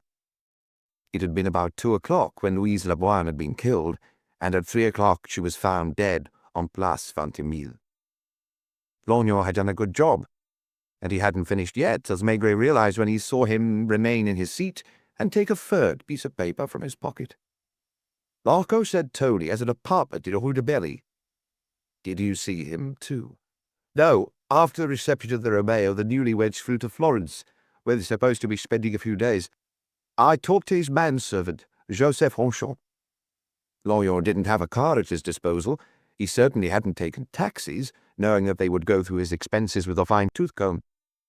During the night, he had to go everywhere on foot, and in the morning he had probably taken the metro or the bus. I also questioned the barman of Fouquet's on the Champs-Élysées and the barman of 2 other establishments. I wasn't able to see the barman of Maxime's. He lives in the suburbs and hasn't arrived yet." His pocket seemed inexhaustible. As he went on, he fished out more pieces of paper, each corresponding to a different phase of his investigation. Said Tony is 45. He's a handsome man, sort on the big side, very well cared for. He spends a lot of time in nightclubs and bars and the best restaurants. He said has a lot of girlfriends, most of them models or dancers. 4 or 5 months ago, as far as I've been able to find out, he met Janine Almenieux. Was she a model? No, she didn't move in the same circles. He's never said where he discovered her. How old is she? 22. Soon after making Santoni's acquaintance, she moved into the Hotel Washington in Rue Washington. Santoni often visited her there, and Janine sometimes spent the night in his apartment. Is it his first marriage? Yes. Has the manservant seen the photograph of a dead girl? I showed it to him. He claims he doesn't know her. I also showed it to the 3 barmen who all gave me the same reply. Was the manservant in the apartment on the night of Monday to Tuesday? He was finishing getting the luggage ready for the couple's departure. Nobody came there. Santoni and his new wife arrived at 5 in the morning in a very good mood, changed, and rushed to Orly. There was another silence. Each time Lognon made it seem as if he had come to the end of the road, but from the quality of his silence and the humility of his attitude, Maigret guessed, but such was not the case. Do you know if the girls stayed at the Romeo for a long time? I told you. I questioned the tout. Did they ask people to show their invitations on the way in? No. Some people showed them, others didn't. The tout remembers seeing the girl come in just before midnight when the dancing had started. It was because she didn't look like a regular customer that he let her in, thinking she was a friend of the bride's. So she stayed for about a quarter of an hour. Yes. I questioned the barman. Was he at the Romeo this morning? To which Lognon simply replied, No, I went to see him at home, at the Porte de Town. He was asleep. Putting all these comings and goings end to end, they represented an impressive number of kilometres. In spite of himself, Maigret imagined Lognon doing them all on foot, through the night, then through the early morning, like an ant carrying a weight that's too heavy for it, but that nothing can divert from its route. There was probably no other inspector who could have carried out a task like that, neglecting no details, leaving nothing to chance. And yet poor Lognon, whose sole ambition for the past 20 years had been to work at Quai des Orfèvres, would never get there. That was partly to do with his manner. It was also to do with the fact that he didn't have the basic training considered essential, and that he failed all his exams. What does the barman say? Another piece of paper with a name, an address, a few notes. Lognon didn't need to consult these papers. He knew it all by heart. He first noticed her standing near the door. The head waiter approached her and said a few words to her in a low voice. She shook her head. He was probably asking her what table she was expected at. Then she made her way through the crowd. A lot of people were on their feet. They were dancing, not only on the dance floor, but between the tables. Did she talk to the bride? It took her a while because the bride was also dancing. The girl finally managed to approach her, and they had a fairly long conversation. Santoni interrupted them, twice. He seemed to be losing patience. Did the bride give her anything? I asked that question. The barman couldn't answer it. Did they look as if they were arguing? Madame Santoni apparently looked reserved, even cold. She shook her head several times. After that, the barman lost sight of the girl in blue. I don't suppose you questioned the head waiter. It was becoming like a game. He lives in Rue Colincourt, right at the top. He was also asleep. Of course, Lognon had gone there too. He confirmed what the barman had told me. He approached the girl and asked her who she was looking for, and she told him she was a friend of the bride's and wanted to have a quick word with her. This time, Lognon stood up, which meant that he had at last said all he had to say. You've done an amazing job, my friend. I did what I had to do. Now go to bed. You need to look after yourself. It's only a cold. If you're not careful, it might turn into bronchitis. I have an attack of bronchitis every winter. I've never taken to my bed because of it. That was the trouble with Lognon. He had, by the sweat of his brow, it had to be admitted, gathered a certain amount of information that was probably valuable. If this information had been brought by one of his inspectors, Maigret would have immediately put a few others on the trail in order to get the most out of it. One man can't do everything. But if Maigret did that, Lognon would be convinced that they were stealing the case from him. He was dead tired. His voice was hoarse and his cold was getting the better of him. He hadn't slept more than 7 or 8 hours in 3 nights. Maigret, though, had no choice but to let him continue. Not that that would stop him considering himself a victim. like a poor man who is left the most thankless tasks and who at the last moment is denied the credit for his success. What do you have in mind? Unless you intend to assign someone else. No, of course not. I was only thinking about you and how you ought to get some rest. I'd have plenty of time to rest when they retire me. I didn't have a chance to get to the town hall at the 8th hour dispo where the wedding took place, or to the Hotel Washington where the new Madame Santoni lived before she got married. When I do, I should be able to find out where she lived before, and through that it's possible I can get hold of the dead girl's address. For the past 2 months, the dead girl lived in Rue de Clichy with a woman named Madame Crémier, a widow who sublet her a room in her apartment. Lognon pursed his lips. We don't know what she was doing before that. She told the widow Crémier her name was Louise Leboine. Her landlady didn't see her identity card. I continue my investigation. What was the point of objecting? Of course, my friend, if you want to, but please, don't overdo it. Thank you. Maigret remained alone in his office for a while, staring at the chair on which Lognon had just been sitting, but without seeing it. Still as if on a photographic plate, new features of Louise Leboine were appearing, but the overall picture remained blurred. During the last 2 months, when she didn't have a regular job, had she been searching for Janine Armagnac? It was possible, for example, that she'd suddenly read in the newspaper that Janine was marrying Marco Santoni and that a big reception was being held at the Romeo to mark the occasion. In that case, she had read the newspaper late in the afternoon, since it was after 9 o'clock when she'd rushed to Mademoiselle Irene's to get hold of an evening gown. She had left the shop in Rue de Douai at about 10. What had she done outdoors from 10 to midnight? It doesn't take much more than 20 minutes to walk from Rue de Douai to Rue Caumartin. Could she have spent all that time out in the street, unsure what to do? Dr. Paul's report was still on the desk. Maigret glanced through it. It specified that the dead girl's stomach contained a certain quantity of alcohol. But if the head waiter was to be believed, the girl hadn't had a chance to drink anything during the fairly brief time she'd spent at the Romeo. Either she'd drunk something earlier to pluck up courage, or she'd drunk something between the time she'd left the wedding and the time she was found dead on Place de Vintimille.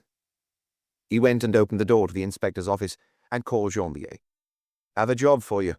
I want you to go to Rue de Douai. From there, go on foot as far as Rue Caumartin, stop in all the bars and cafes, and show the photograph. The one where she's in evening dress? Yes. Try to find out if anybody saw the girl between 10 and midnight on Monday night. Maigret caught him back, just as Janvier was about to close the door behind him. If you run into Lognon, don't tell him what you're up to. Got it, Chief. The blue suitcase was in a corner of the office. He didn't seem to have anything more to tell them. It was a cheap suitcase, the kind sold in all the general stores and in the areas around railway stations. And it was worn. Maigret left his office and headed for that of his vice-squad colleague, Quiolet, at the end of the corridor. Quiolet was signing his mail, and Maigret calmly smoked his pipe and watched him. Do you need me? I need some information. Do you know a man named Santoni? Marco? Yeah. He just got married. What do you know about him? He makes lots of money and spends it as quickly as he earns it. Handsome fellow, loves women, good food, and luxury cars. Anything against him? No, nothing. He's from a good family in Milan. His father's a big shot in Vermouth, and Marco represents the brand throughout France. He's seen in the bars on the Champs-Élysées, in all the top restaurants, always with pretty girls. A few months ago, one of them hooked him. Janine Armagnac. I didn't know her name. We have no reason to take an interest in him or his love affairs. I only found out he was getting married because he held a big bash in a nightclub that he hired for the occasion. I'd like you to find out what you can about his wife. She lived in the Hotel Washington over the last few months. I need to know where she's from, what she did before she met him, and who her friends were, especially her female friends. Quiolet was writing a few words in pencil on a notepad. Is that all? Is there any connection with the dead girl on Place Vintimille? Maigret nodded. I don't suppose you have anything in your files on a girl named Louise Leboine? Quiolet turned to an open door. Dauphin! Did you hear the name? Yes, Chief. Can you check? A few minutes later, Inspector Dauphin shouted from the next room. Nothing on her. Sorry, old man. I'm going to look into Madame Santoni. But it's going to be difficult to question her for a while. According to the newspapers, the newlyweds are in Italy. I don't want her to be questioned. For now. It was a few minutes to midday, according to the clock on the mantelpiece. The same black clock as in Maigret's office, and in the offices of all the chief inspectors. How about a drink? Not now, Priele replied. I'm waiting for someone. It was as if Maigret didn't know what to do with his big body. They saw him slowly walk down the corridor and look morosely into the waiting room with its windowed walls, where 2 or 3 people were twiddling their thumbs. A few minutes later, he was climbing the steps of the narrow staircase and opening the door to the lab right at the top of the Palais de Justice. Immerse was bent over a microscope. Have you examined the clothes I sent you? Here, there was never any bustle. Men in grey overalls carried out meticulous work, handling complicated equipment in a calm atmosphere. Immerse was the very image of inner peace.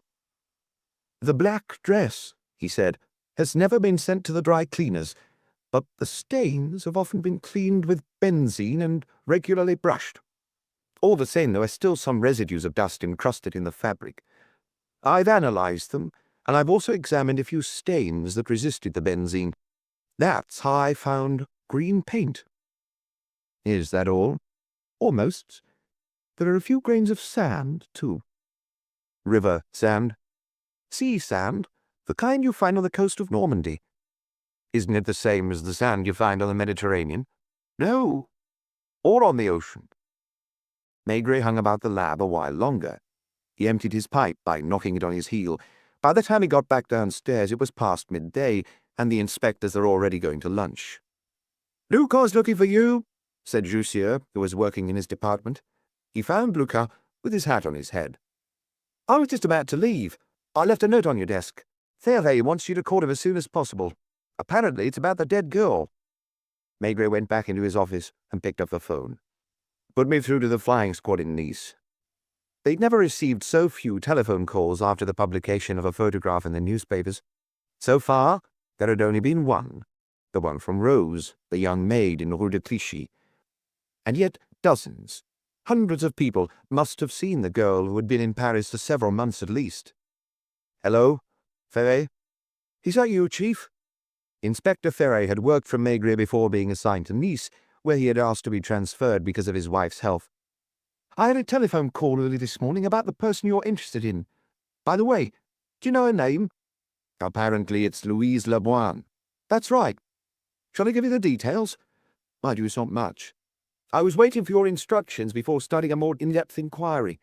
Anyway, this morning about 8:30, I had a telephone call from a fishmonger, a woman named Alice Fesneau. Hello? I'm still here. Maigret noted down the name on one of Lognon's pieces of paper, just in case. She claims she recognizes the photograph that's just been published in the Éclaireur. But it's from quite a long way back, 4 or 5 years apparently. The girl, who was only little at the time, lived with her mother in the building next door to the fishmonger's. Was this woman able to provide details? Seems her mother was a bad payer. That's the thing she remembers most. The kind of people you should never give credit to, she told me. What else did she tell you? The mother and the daughter lived in a fairly decent apartment, not far from Avenue Clemenceau. The mother had been quite a looker once, it seems. She's older than the mother of a daughter of 15 or 16 usually is. At that time, she was well past 50. What did the two of them live on?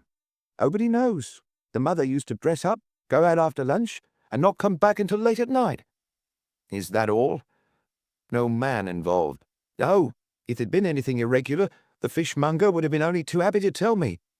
They leave the neighborhood together. So it seems. One fine day they vanished, and apparently they left quite a few debts behind them. Have you checked that the name Leboine isn't in your files? That was the first thing I thought of. There's nothing. I've asked my colleagues. One of the old-timers says it sounds familiar, but he can't quite remember. Will you look into it? I'll do my best. What do you want to know in particular? Everything. When the girl left Nice, what became of the mother, how they got by, the people they rubbed shoulders with. By the way, if the girl was 15 or 16 at the time, it's likely she was still going to school. Can you check the local schools? Got it. I'll call you as soon as I have anything. Check the casino, too. for the mother. Actually, I was just thinking that. So now a few more features had been added to the picture. This telephone call had evoked an adolescent girl, a girl who went and bought fish from a fishmonger her mother owed money to, and who received her coolly. Maigret put on his hat and coat and went downstairs, where he passed a man being brought in by 2 gendarmes, but didn't look at him. Before crossing the courtyard, he went into the office of the hotel agency. He had written Louise's name on a piece of paper, as well as that of Jeanine Armenier. "Can you ask your men to check these 2 names in their records? Last year rather than this year." It was better if poor Lognon didn't know they were doing part of his work. A shower having finished a few minutes earlier, the sun had come out and you could already see the rain drying on the cobbles. Maigret almost stopped a passing taxi, changed his mind, and walked slowly to the Brasserie Dauphine, where he went and stood at the bar. He didn't know what he wanted to drink. 2 inspectors who were not in his department were discussing the pension age. "What'll it be, Monsieur Maigret?" Anyone would have thought he was in a bad mood, but those who knew him realized that this wasn't the case. It was just that he was everywhere at the same time. In the widow's apartment in Rue de Clichy, at the dress shop in Rue de Douai, on the bench on Place de la Trinité, and now in Nice, imagining an adolescent girl at a fishmonger's. All these images were mixed up together, still vague. Something was bound to come out of it in the end. There was one above all that he couldn't get rid of, the image of a naked body beneath a harsh electric light, with the figure of Dr. Paul in his white coat, putting on his rubber gloves. "Père, no," he said mechanically. Hadn't Paul told him that before she received a number of blows to the head, the girl had fallen to her knees? A little earlier, she'd been seen at the Romeo in Rue Comartin, where a taxi driver had noticed her shabby dress, where the barman had seen her make her way through the dancers, and where she had talked to the head waiter, then the bride. Subsequently, she had walked in the rain. She'd been seen crossing Place Saint-Augustin, then glimpsed on the corner of Boulevard Haussmann and Faubourg Saint-Honoré. What was she thinking during that time? Where was she going? What was she hoping for? She had almost no money left, barely enough for a meal. Old Madame Crenier had thrown her out. She couldn't have gone very far. Somewhere along the way, she'd been slapped or punched and had fallen to her knees, and then someone had struck her on the head with a blunt instrument. That had happened around 2 o'clock, if the post-mortem was to be believed. What had she done from midnight to 2 o'clock? After that, it had no longer been in her hands, but in those of the killer, who had gone to the trouble of dumping her body in the middle of Place Ventimille. "Strange girl," he muttered. "What did you say?" the waiter asked. "Nothing." What time is it?" He went home for lunch. "That question you asked me last night," Madame Maigret said as they were both eating. "I've been thinking about it all morning. There's another reason for a girl to wear an evening gown." He wasn't as tactful with her as he had been with Lognon. Without giving her time to speak, he murmured distractedly, "I know. It was for a wedding." Madame Maigret said nothing more. Chapter 5.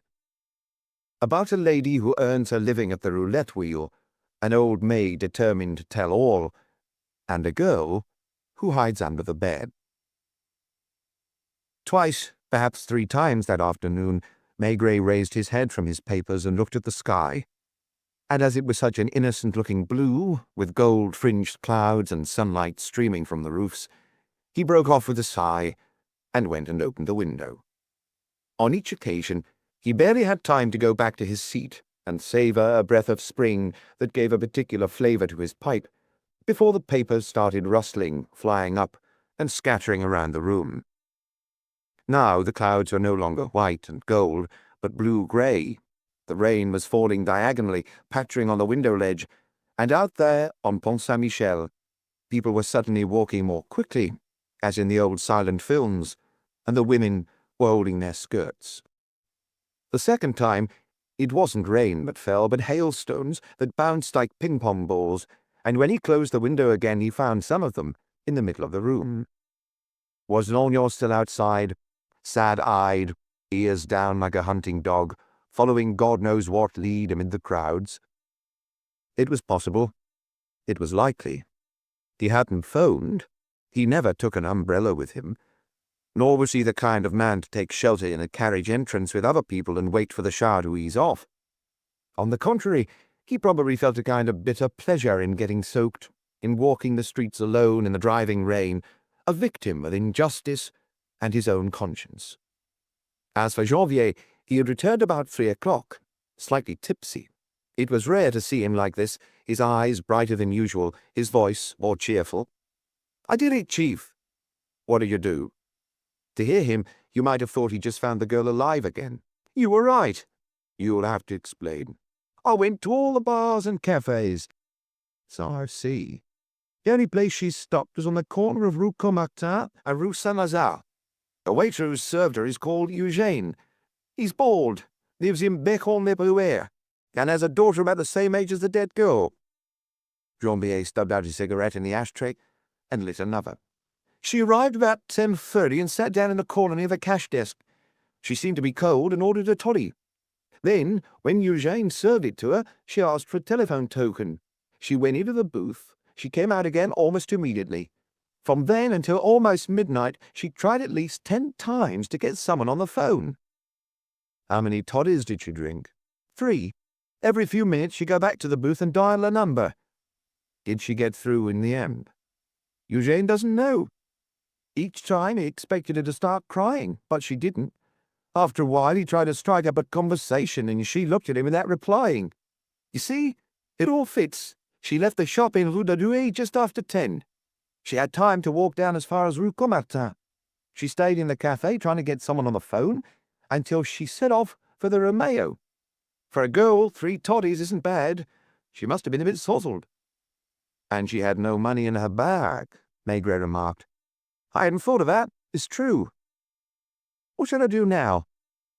"Do you have anything underway?" "Only routine stuff." Now he, too, was bent over his desk, doubtless regretting that his rounds hadn't taken longer. Maigret leafed through some files, made a few notes, and every now and again phoned another department. It was nearly 5 o'clock when he saw Pearlet come in. "I hope I'm not disturbing you?" Pearlet asked before sitting down. "Not at all. I'm wrapping up some old cases." "You know Lucien, one of my inspectors, who lives not far from you?" Maigret vaguely recalled him. He was a small, fat man with very dark hair, whose wife ran a herbalist's shop in Rue de Chemin Vert. He had often seen him in summer in the doorway of the shop when Maigret and his wife went to dinner with Dr. Pardon. "A quarter of an hour ago, I asked Lucien just in case, like I've asked all my men." "About Janine Aumenier?" "Yeah." He looked at me and frowned. "That's odd," he said. "My wife was just talking about her over lunch. I didn't really pay much attention." "Oh, hold on a minute. I'm trying to remember what she said. Oh, yes. You remember that pretty redhead with the nice breasts who used to live next door? She's just married into money. They hired a whole nightclub for the reception. My wife said her name. It was Aumenier. She added, 'I don't suppose she'll be coming in any more to buy cupping glasses.'" Maigret might have met her in the neighborhood too, and Madame Maigret might have done her shopping in the same shops as her, because she bought almost all her food in Rue du Chemin Vert. Lucien asked me if he should look into it. I told him you'd probably prefer to stay in charge of the case. "Anything on Santoni?" "Nothing interesting, apart from the fact that his friends were surprised that he was getting married. Until now his love affairs have never lasted long." They were between showers. The sun was shining, the rain drying. Maigret had a strong desire to be outside, and he was just about to grab his coat and hat when the telephone rang. "Hello, Detective Chief Inspector Maigret here." It was Nice. Ferry must have something new, because he was as excited as Janvier had been earlier. "I tracked down the mother, Chief. I had to go all the way to Monte Carlo to talk to her." It's almost always the same. You flounder for hours, days, sometimes weeks, then all the information comes in at the same time. Was she at the casino? "She still is. She told me she can't leave the roulette table until she's got back her stake and won what she needs." "Does she go there every day?" "Just like other people go to the office. She plays until she wins the few hundred francs she needs to live on. When she does, she leaves without ever trying for more." Maigret knew that way of life. What's the weather like down there? Fantastic. The place is full of foreigners who've come for the carnival. The Battle of Flowers is tomorrow, and they're just putting up the platforms. Is her name Leboine? It says Germaine Leboine on her identity card, but she likes to be called Liliane. The croupiers all know her as Lily. She's nearly 60, heavily made up and covered in fake jewellery. You know the type, I'm sure. I had a hard time of it dragging her away from the roulette table. She was settled in like an old regular. To make her mind up for her, I had to tell her straight out, your daughter's dead. Hadn't she seen it in the newspapers? Maigret asked. She doesn't read the papers. The only thing these people care about is roulette. Every morning they buy a little news sheet that lists the numbers that came up the previous night and the night before that. There are a few of them like that. They all take the same bus in Nice and rush to the tables like assistants in a department store rushing to their counters. What was her reaction? Hard to say. The red had just come up for the 5th time, and she had her bet on the black. First of all, she pushed a few chips across the bays. Her lips moved, but I couldn't hear what she was saying. It wasn't until the black finally came up and she connected her winnings that she stood up. How did it happen, she asked me. Why don't you come outside with me, I said. I can't right now, she said. I have to keep an eye on the table. There's no reason we can't talk here. Where did it happen? In Paris. Did she die in hospital? She was killed. She was found dead in the street. Was it an accident? She was murdered. She looked surprised, but she continued from a distance to listen to the voice of the croupier calling the shots. After a while, she interrupted me and said, "Do you mind?" She went and put some chips on a space. I wondered if she was on drugs. Having thought it over, I don't think so. She's got to the point where she's just a kind of machine, know what I mean? Maigret said yes. He had seen others like her. It took a long time to get anything out of her. She kept repeating, "Why don't you wait until this evening when I get back to Nice? I'll tell you everything you want. There's nothing to hide." Can you hear me, Chief? Mind you, she wasn't completely wrong, saying she couldn't leave the casino. It's almost a profession with these people. They have a bit of capital, enough to double their stake a few times. As long as they're able to double it and their colour comes up in the end, they don't risk anything. They just have to be content with winning small amounts, enough to live on and take their bus every day. The casino management knows them.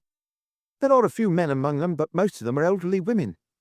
When there are a lot of people and all the tables are occupied, they get rid of them by giving them what they'd end up winning in a few hours anyway. Does she live alone? Yes. I'm supposed to be going to see her at home when she gets back. She has a furnished room in Rue Creuse, near Boulevard Victor Hugo. Her dresses are at least 10 years old, and so are her hats. I asked her if she was ever married, and she replied, "That depends on what you call married." She told me she used to be an entertainer, and that she toured the East and Asia Minor for years under the name Lily France. I suppose you know that too. In the old days, agencies in Paris had recruited such entertainers. It was just a matter of teaching them a few dance steps or a few songs. Then they were sent to Turkey, Egypt, Beirut, where they worked as hostesses in cabarets. Is that where her daughter was born? No, she was born in France when her mother was nearly 40. In Nice. As far as I could gather, it isn't easy to question someone who has her eyes fixed on a little roulette ball and whose fingers tense each time the ball stops. In the end, she laid down the law. I haven't done anything wrong, have I? So leave me alone, as long as I promise to answer your questions tonight. Is that all you found out? No. The girl left 4 years ago, leaving a letter saying she wouldn't be coming back. She must have been about 16 at the time. 16 exactly. She left on her birthday and has never been in touch with her mother since. Didn't her mother inform the police? No. I don't think she was upset to be rid of her. Did she ever find out what had become of her? She received a letter a few months later from a Mademoiselle Poré, who lives in Rue du Chemin Vert, telling her she would do well to keep an eye on her daughter and preferably not leave her alone in Paris. I don't know Mademoiselle Poré's number. Madame Leboine promised to give it me this evening. I know where to find her. So you know about this? More or less. Maigret glanced at Queerley, who was listening. The same information was now coming in from several sides at the same time. What time are you supposed to meet her? As soon as she gets back to Nice.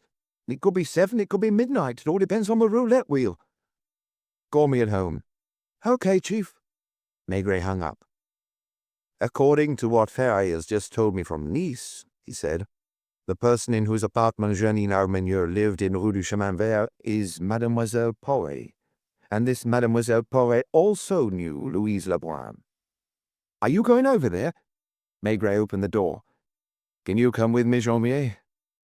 A few minutes later, they were in the car. In Rue du Chemin Vert, they stopped outside the herbalist's and found Lucien's wife behind the counter. It was a dark shop with a nice smell of St. John's wort. What can I do for you, Monsieur Maigret? I understand you know Janine Armenier. Did my husband tell you? I was talking to her about her at midday because of the wedding I read about in the newspaper. She's a damned attractive girl. When was the last time you saw her? Oh, at least 3 years ago. Hold on. It was before my husband got his pay rise. That must have been about 3.5 years ago. She was quite young, but already well developed, already very much a woman, and all the men turned to look at her on the street. Did she live in the house next door? With Mademoiselle Poret, a good customer of mine who works for the telephone company. Mademoiselle Poret's her aunt. I think in the end they didn't get on, and the girl decided to live on her own. Do you think Mademoiselle Poret is at home? If I'm not mistaken, this week she starts at 6 in the morning and finishes at 3. There's a good chance you'll find her in. Soon afterwards, Maigret and Janvier entered the next building. Mademoiselle Poret? They asked the concierge. Second floor on the left. There's already someone there. The building didn't have a lift. The staircase was dark. Instead of a doorbell, there was a soft rope hanging by the door that activated a shrill-sounding bell inside. The door opened immediately. A thin woman with pointed features and small black eyes looked at them severely. What do you want? Just as Maigret was about to reply, he glimpsed Inspector Lognon's face in the half-light of the apartment. I'm sorry, Lognon. I didn't know you were here. Inspector Hardunby was looking at him with a resigned expression. Do you two know each other? Mademoiselle Poret asked. She made up her mind to let them in. The apartment, which was very clean, smelled of cooking. Now there were 4 of them in a little dining room, not knowing where to put themselves. Have you been here long, Lognon? Only 5 minutes. Now was not the time to ask him how he had discovered the address. Have you already found out anything? It was Mademoiselle Poret who replied, I've started to tell him what I know, and I haven't finished. The only reason I didn't go to the police when I saw the photograph in the paper was because I wasn't sure I recognized her. In 3.5 years, people can change, especially at that age. Anyway, I don't like getting involved in things that are none of my concern. Janine Armenier is your niece, isn't she? It isn't her I was talking about, but her friend. As for Janine, you're right. She's the daughter of my half-brother, and I don't think much of the way he brought her up. Is she from the south? It's you call Lyon the south? My poor brother works in a mill. Since he lost his wife, he hasn't been the same. When did his wife die? Last year. Was it 4 years ago that Janine Armenier came to live in Paris? About 4 years ago, yes. Lyon wasn't good enough for her anymore. She was 17 and wanted to live her own life. It seems they're all like that these days. My brother wrote to tell me that he couldn't keep his daughter at home anymore, that she'd made up her mind to leave, and he asked me if I'd agree to put her up. I told him yes, and then I might even be able to find her a job. She articulated every syllable clearly as she spoke, as if what she was saying was of vital importance. Looking at them in turn, she asked suddenly, How come, since you're all from the police, you arrived separately? What could they reply? Lognon bowed his head. We belong to different departments, Maigret said. Really putting her foot in it, she looked at Maigret's imposing figure and said, I assume you're the most important. What's your rank? Detective Chief Inspector. Are you Detective Chief Inspector Maigret? When he nodded, she moved a chair forwards for him. Please, sit down. I'm going to tell you everything. Where was I? Oh, yes, my half-brother's letter. I can find it if you want. I keep all the letters I receive, including those from the family. Thank you, but that won't be necessary. As you wish. To cut a long story short, I received this letter. I answered it, and one morning about 7:30 my niece arrived. That alone gives you an idea of her mentality. There are excellent day trains, but she was determined to take a night train, because it's more romantic, don't you see? Fortunately, it was a week when I was on the late shift. Would pass over that. I won't tell you how she was dressed or how her hair was done, but I did have a quiet word with her about it, making no secret of the fact that if she didn't want to be pointed out in the neighbourhood, she'd do best to change her style. The apartment, which I've occupied for 22 years, isn't large or luxurious, but all the same I have 2 bedrooms. I gave Janine one of them. For a week, I took her out to show her Paris. What were her plans? You're asking me? Find a rich man, that was her plan. If I'm to believe what I read in the newspaper, she got what she wanted. Only I wouldn't like to go through what she went through. Did she find a job? As a sales assistant in a shop on the Grand Boulevard. A leather goods shop near Place de l'Opéra. Did she stay there long? She was determined to tell the story her own way, and made no secret of the fact. If you keep asking me questions, you're going to make me lose my thread. I'll tell you everything, don't worry. Anyway, we both lived here. Or, to be more precise, I imagined we both lived here. 1 week out of 2, I'm free in the mornings, and the other week after 3 in the afternoon. Months went by. It was winter. That winter was very cold. I continued to do my shopping in the neighbourhood as I've always been in the habit of doing, and it's because of the food that I started to have my suspicions, especially because of the butter, which was disappearing at an unusual speed. The bread, too. Sometimes I couldn't find in the pantry the leftover meat or cake I was sure I'd left there. Was it you who ate the cutlet?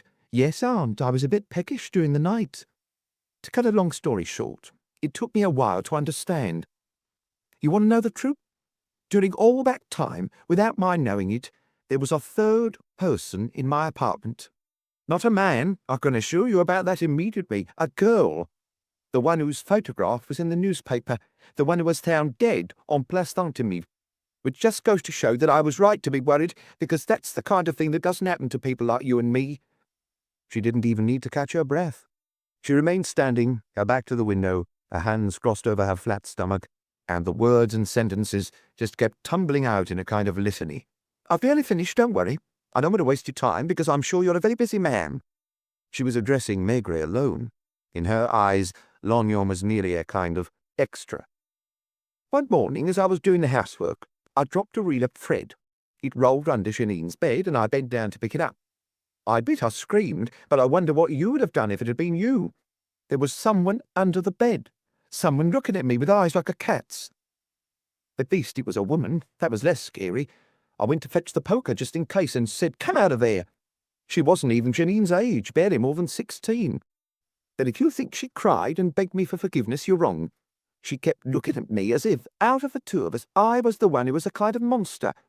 Who let you in? I'm a friend of Janine's. Is there a reason to hide under the bed? What were you doing under there? Waiting for you to leave. In order to do what? To also leave. Can you imagine, Inspector? It had been going on for weeks. Months. She'd arrived in Paris at the same time as my niece. They'd met on the train. They were travelling 3rd class, and as they couldn't sleep, they spent the night telling each other their life stories. The girl, whose name was Louise, had just enough money to get by for 2 or 3 weeks. She found a job, sticking stamps on envelopes in some office or other, but apparently her boss lost no time in making propositions to her, and she slapped him in the face. At least that's what she told me, but it isn't necessarily the truth. When she had no money left, and she was thrown out of the rooming house where she was staying, she went to see Janine, and Janine suggested that for a few nights, just until she found another job, she could sleep here. Janine didn't dare tell me. She let her friend into the apartment while I was out, and until I fell asleep, Louise hid under my niece's bed. The weeks when I was on the 2nd shift, she had to stay under the bed until 2:30, because I don't start work until 3. From the start, Maigret had been making an effort not to smile, because the woman wouldn't take her eyes off him and wouldn't have appreciated the slightest display of irony. "To cut a long story short," she repeated. It was at least the 3rd time she had said these words, and Maigret couldn't help looking at his watch. "If I'm boring you—" Not at all. "Do you have someone else to be?" I still have time. I barely finished. I just want to point out that for months, everything I said was overheard by a 3rd party, an adventuress I didn't even know, who was watching all my comings and goings.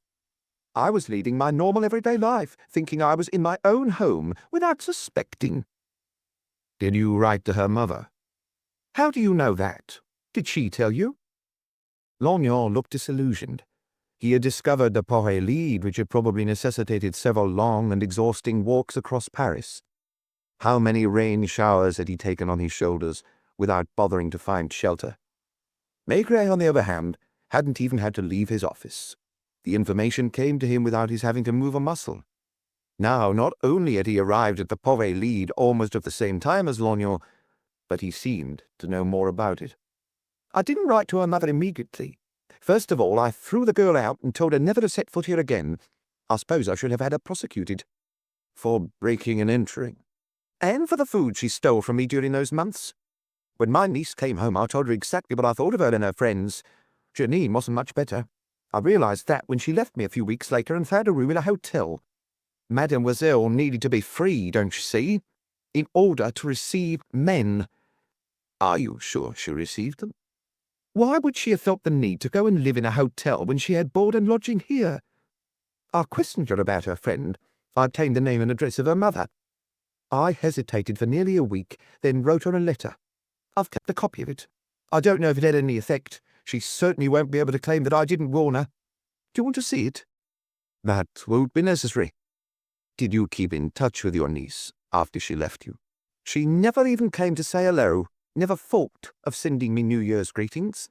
I suppose all the younger generation are like that. The little I know about her, I heard from my brother, who's completely taken in by her. She's got him round her little finger. She writes to him from time to time, tells him she's working and that her health is good, and each time promises to go and see him soon. Has she ever been back to Lyon? Once, for Christmas. Does she have any brothers or sisters?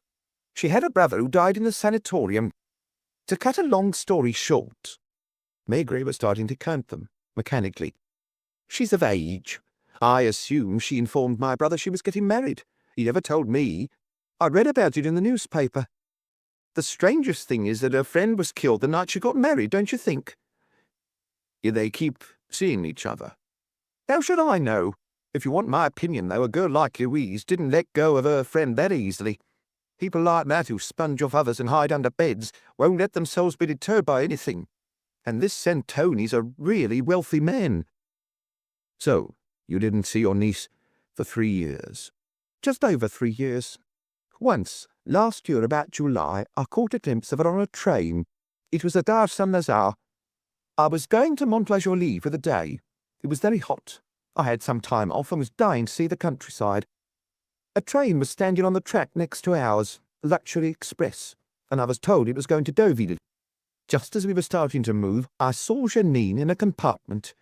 She pointed me out to the person who was next to her, and at the last moment she gave me an ironic little wave. Was she with a woman? I couldn't see. I got the impression that she was well dressed and that the train consisted of only first-class carriages. Janvier, as usual, had been taking notes. Not very many, because all this chatter could be summed up in a few words. When your niece lived here, did you know anything about the company she kept?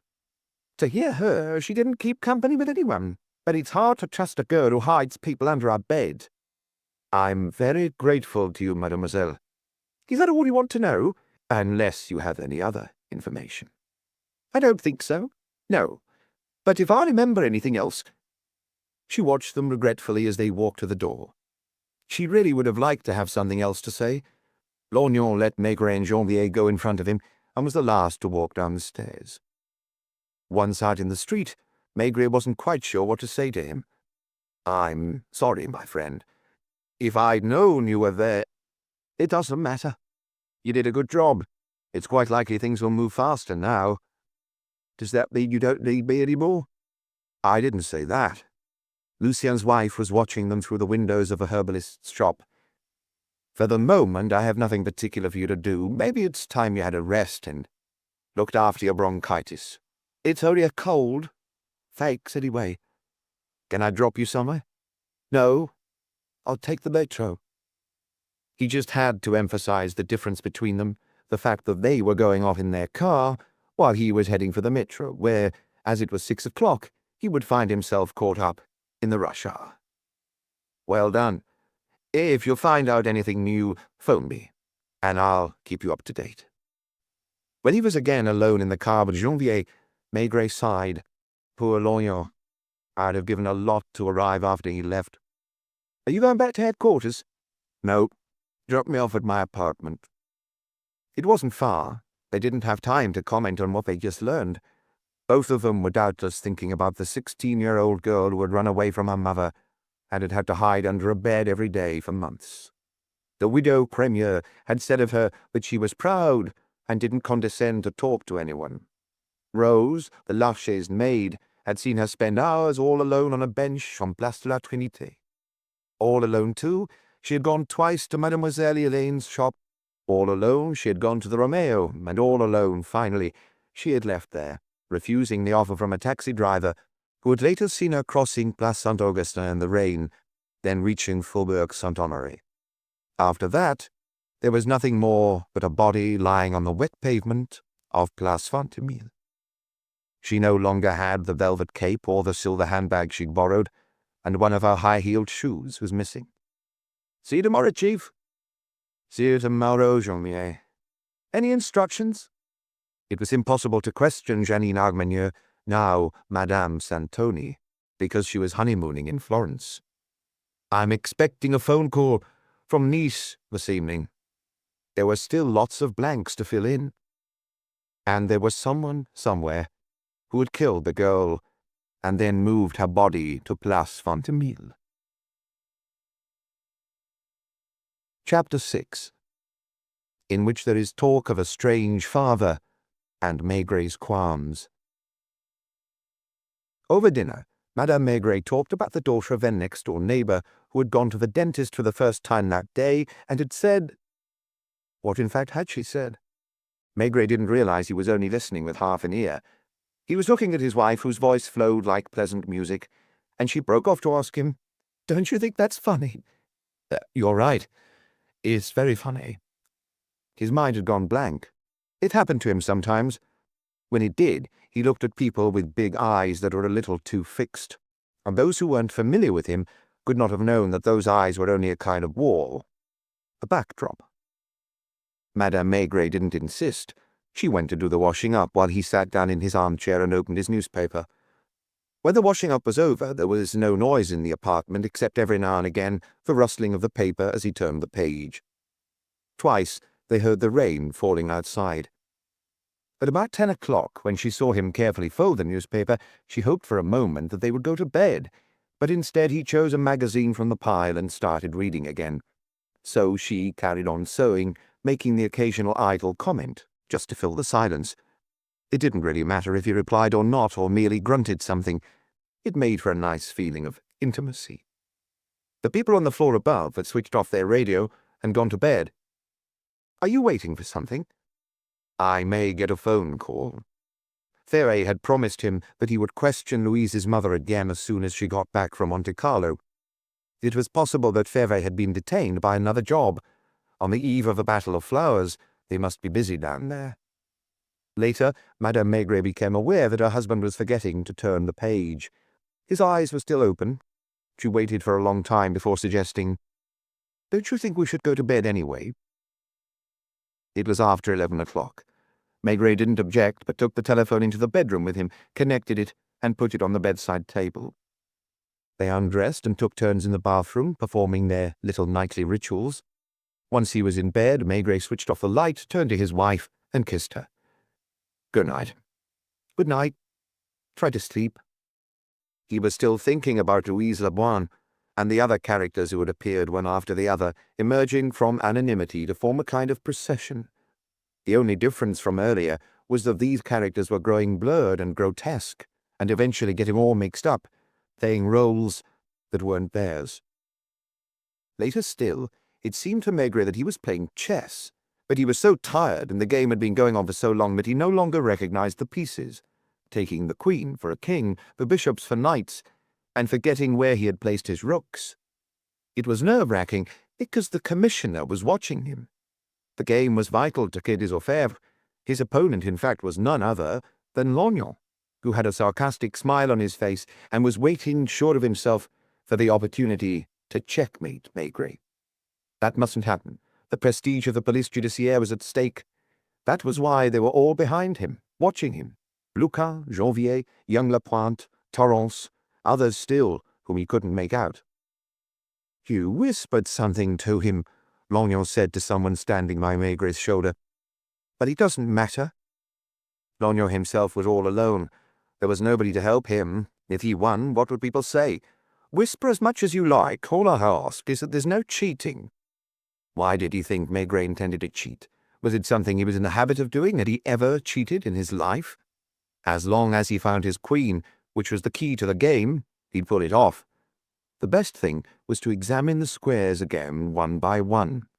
His queen couldn't be lost. The telephone rang. He reached out his arm. It took him a moment to find the light switch. "A call from Nice?" It was 1:10 by the alarm clock. "Is that you, Chief?" "Just a second, Ferry. I hope it was okay to wake you." "You did the right thing." He took a gulp of water. Then, as his pipe was on the bedside table with some tobacco still in it, he lit it. "Right. Go ahead." "I didn't know what to do. Since all I know of the case is what I've read in the newspapers, it's hard for me to judge what's important and what isn't." "Did you see the Lemoine woman?" "I've only just left her. She didn't get back from Monte Carlo until 11:30. I went to see her where she lives, which is a kind of boarding house. Virtually the only people there seem to be batty old women like her. Strangely enough, they're almost all ex-actresses. There's also an ex-circus rider, and the woman in charge, if she's to be believed, used to be an opera singer. It's hard to explain how you feel when you're there. Nobody was in bed. In the evening, those who aren't at the casino play cards in a drawing room where everything looks 100 years old. It's a bit like being in a wax museum. I must be boring you." "No. The reason I'm telling you all this is I know you like to see things for yourself, and as you couldn't come here—" "Carry on." "First of all, I know now where she's from. Her father was a school teacher in a village in the Haute-Loire. She left for Paris at the age of 18 and for 2 years was a walk-on at the Châtelet. Eventually, they let her do a few steps in Around the World in 80 Days, or Michael Strogoff. Then she joined the Folies Bergère. And finally, she went on tour with a company to South America, where she stayed for several years. It's impossible to get any precise dates from her because she keeps getting confused." "Are you still there?" "I wondered again if she was on drugs. Then when I observed her more closely, I realized that wasn't it. Basically, she's not very bright. I think she might not even be like other women." "Has she ever been married?" "I'm getting to that. She was in her 30s when she started performing in nightclubs out east. That was before the war. She hung around Bucharest, Sofia, Alexandria. She spent several years in Cairo and apparently even went to Ethiopia. I had to drag this information out of her bit by bit. She was sunk in an armchair stroking her swollen legs, and after a while she asked me if she could take her corset off. To cut a long story short—" That reminded Maigret of Jeanine Aumegne's aunt, Mademoiselle Pauret, and her interminable monologue. Madame Maigret was watching him through half-opened eyes. "It was in Istanbul, when she was 38, that she met a man named Van Cram." "What name did you say?" "Julius Van Cram, a Dutchman, it seems.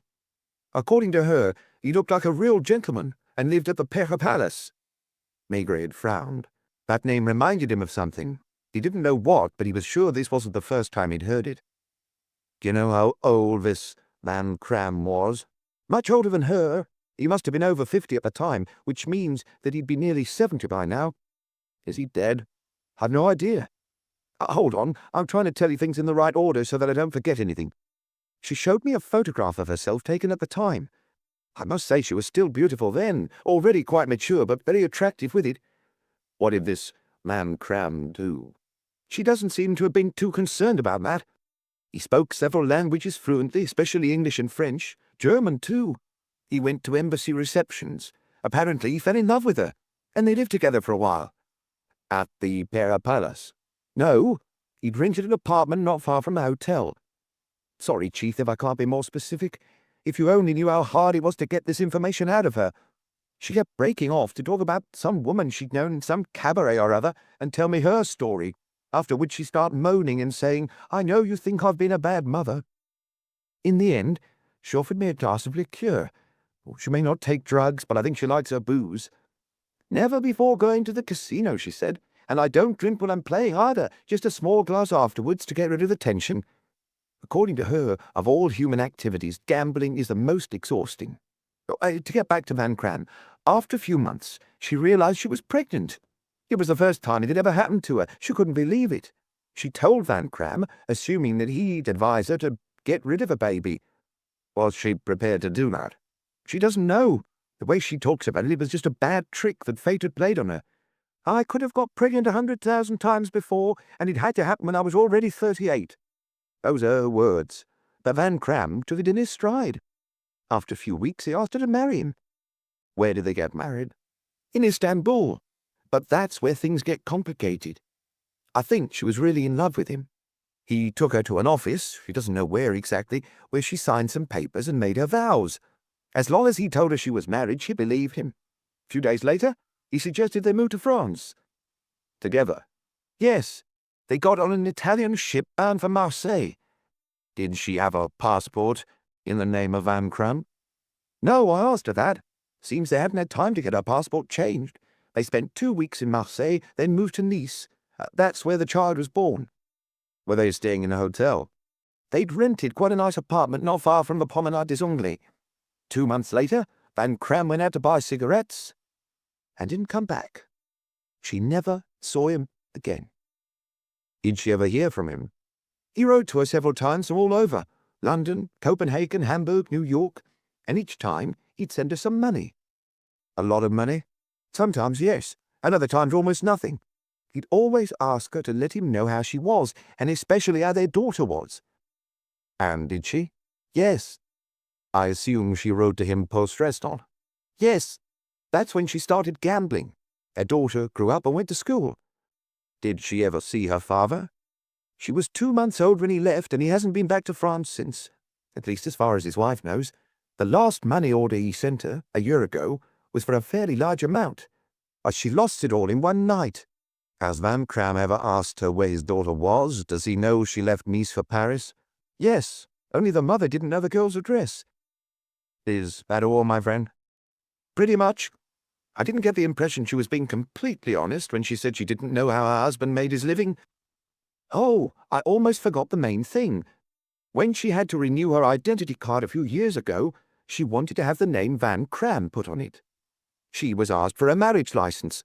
She showed them the only document she had, which was written in Turkish. They examined it carefully and sent it to the Turkish consulate. Eventually, they told her the document was worthless and that she definitely wasn't married. Was she upset? No, nothing seems to upset her except maybe seeing the red come up 12 times when she's betting solidly on black. Listening to her, you get the feeling you're dealing with a person who isn't quite real. She doesn't live in the same world as us. When I talked to her about her daughter, she didn't show the slightest emotion. All she said was, I hope for her sake she didn't suffer too much. I assume you're going to bed now? Unfortunately not. I have to rush over to Joie les Pins, where someone's just been nabbed for cheating at the casino. Do you need me any more, Chief? Not for the moment. Hold on a minute. Did she show you a photograph of her ex-husband? I asked her for one. Seems she only ever owned one, which he took without his knowledge because he hated having his photograph taken. When her daughter left for Paris, she must have taken it with her, because he went missing. Thanks. Maigret hung up. Instead of putting his head on the pillow and switching off the light, he got out of bed and went and filled another pipe. The widow Cranier had mentioned a picture her lodger had kept in her wallet, and he had been too focused on the girl herself to think much about it. He stood there in his pajamas, barefoot in his slippers. His wife avoided asking him any questions. Perhaps because of his dream, he was thinking about Lognon. Hadn't he said to him earlier, without really thinking about it, I'll keep you up to date? Well, the existence of Julius Van Cram might change the course of the investigation. I'll call him tomorrow morning, he said under his breath. What's that? Nothing. I was talking to myself. He looked for the number of Lognon's apartment on Place Constantin-Pecqueur. This way, he couldn't be blamed. Hello, may I talk to your husband, please? I'm sorry if I woke you, but I wasn't sleeping. I never sleep more than an hour or two at night. It was Madame Lognon, her voice both sharp and whining. This is Detective Chief Inspector Maigret. I recognized your voice. I'd like to have a word with your husband. I thought he was with you. At least he told me he was working for you. What time did he go out? Straight after dinner. He ate quickly and then left. He told me he'd probably be out all night. Did he tell you where he was going? He never tells me. Thank you. I'm very grateful. Isn't it true that he's working for you? Yes, of course. Then how come you don't know? I don't necessarily know every move he makes. She wasn't convinced, suspecting him of lying to cover for her husband. She was probably about to ask him more questions, so he hung up. Immediately he called the station in the 2nd District. An officer named Ledon answered. Is Lognon there? He hasn't set foot in his office all night. Thanks anyway. If he comes in, tell him to call me at home. Got it, Monsieur Maigret? An unpleasant thought occurred to him, rather like in his dream. It bothered him suddenly to know that Lognon was outside and that he, Maigret, didn't have a clue as to what he was doing. There was no point continuing to make inquiries in the nightclubs or question the taxi drivers. It was obvious there was nothing more to be found out at the Romeo. And yet, Lognon was spending the night on the trail of something. Could it be that he discovered a new lead? Maigret wasn't jealous of his colleagues, let alone his inspectors. Whenever a case was solved satisfactorily, it was almost always to them that he gave the credit. He seldom made statements to the press. That very afternoon, it was Lucas he had entrusted with the task of talking to the reporters accredited to Quai des Orfèvres. But this particular instance put him in a bad mood. Yes, it was true. Just like in the chess game in his dream, Lognon was on his own, whereas Maigret had the entire organization of the police judiciaire on his side, not to mention the provincial flying squads and the whole of the police machine. This thought embarrassed him, but he was nevertheless tempted to get dressed and go to headquarters. He had work to do there, now that he knew whose photograph it was that Louise Leboine had stolen from her mother and jealously preserved. His wife watched him go into the dining room, open the sideboard, and pour himself a small glass of sloe gin. Aren't you coming back to bed? Logically, he ought to go. His instinct was urging him to do so. The only reason he didn't was to give Lognon his chance and to punish himself for having such bad thoughts. This case seems to be bothering you. It's quite complicated. The strange thing, though, was that so far it wasn't the killer he'd been thinking about, but the victim. The whole investigation had centered on her. Now that at last he knew her a little better, he could start asking himself, who had killed her? What could Lognon possibly be doing? He went to the window and looked out. The moon was full, the sky calm. It had stopped raining. The rooftops were glistening. He emptied his pipe, got heavily into bed, and kissed his wife. Wake me up at the usual time. This time his sleep was dreamless.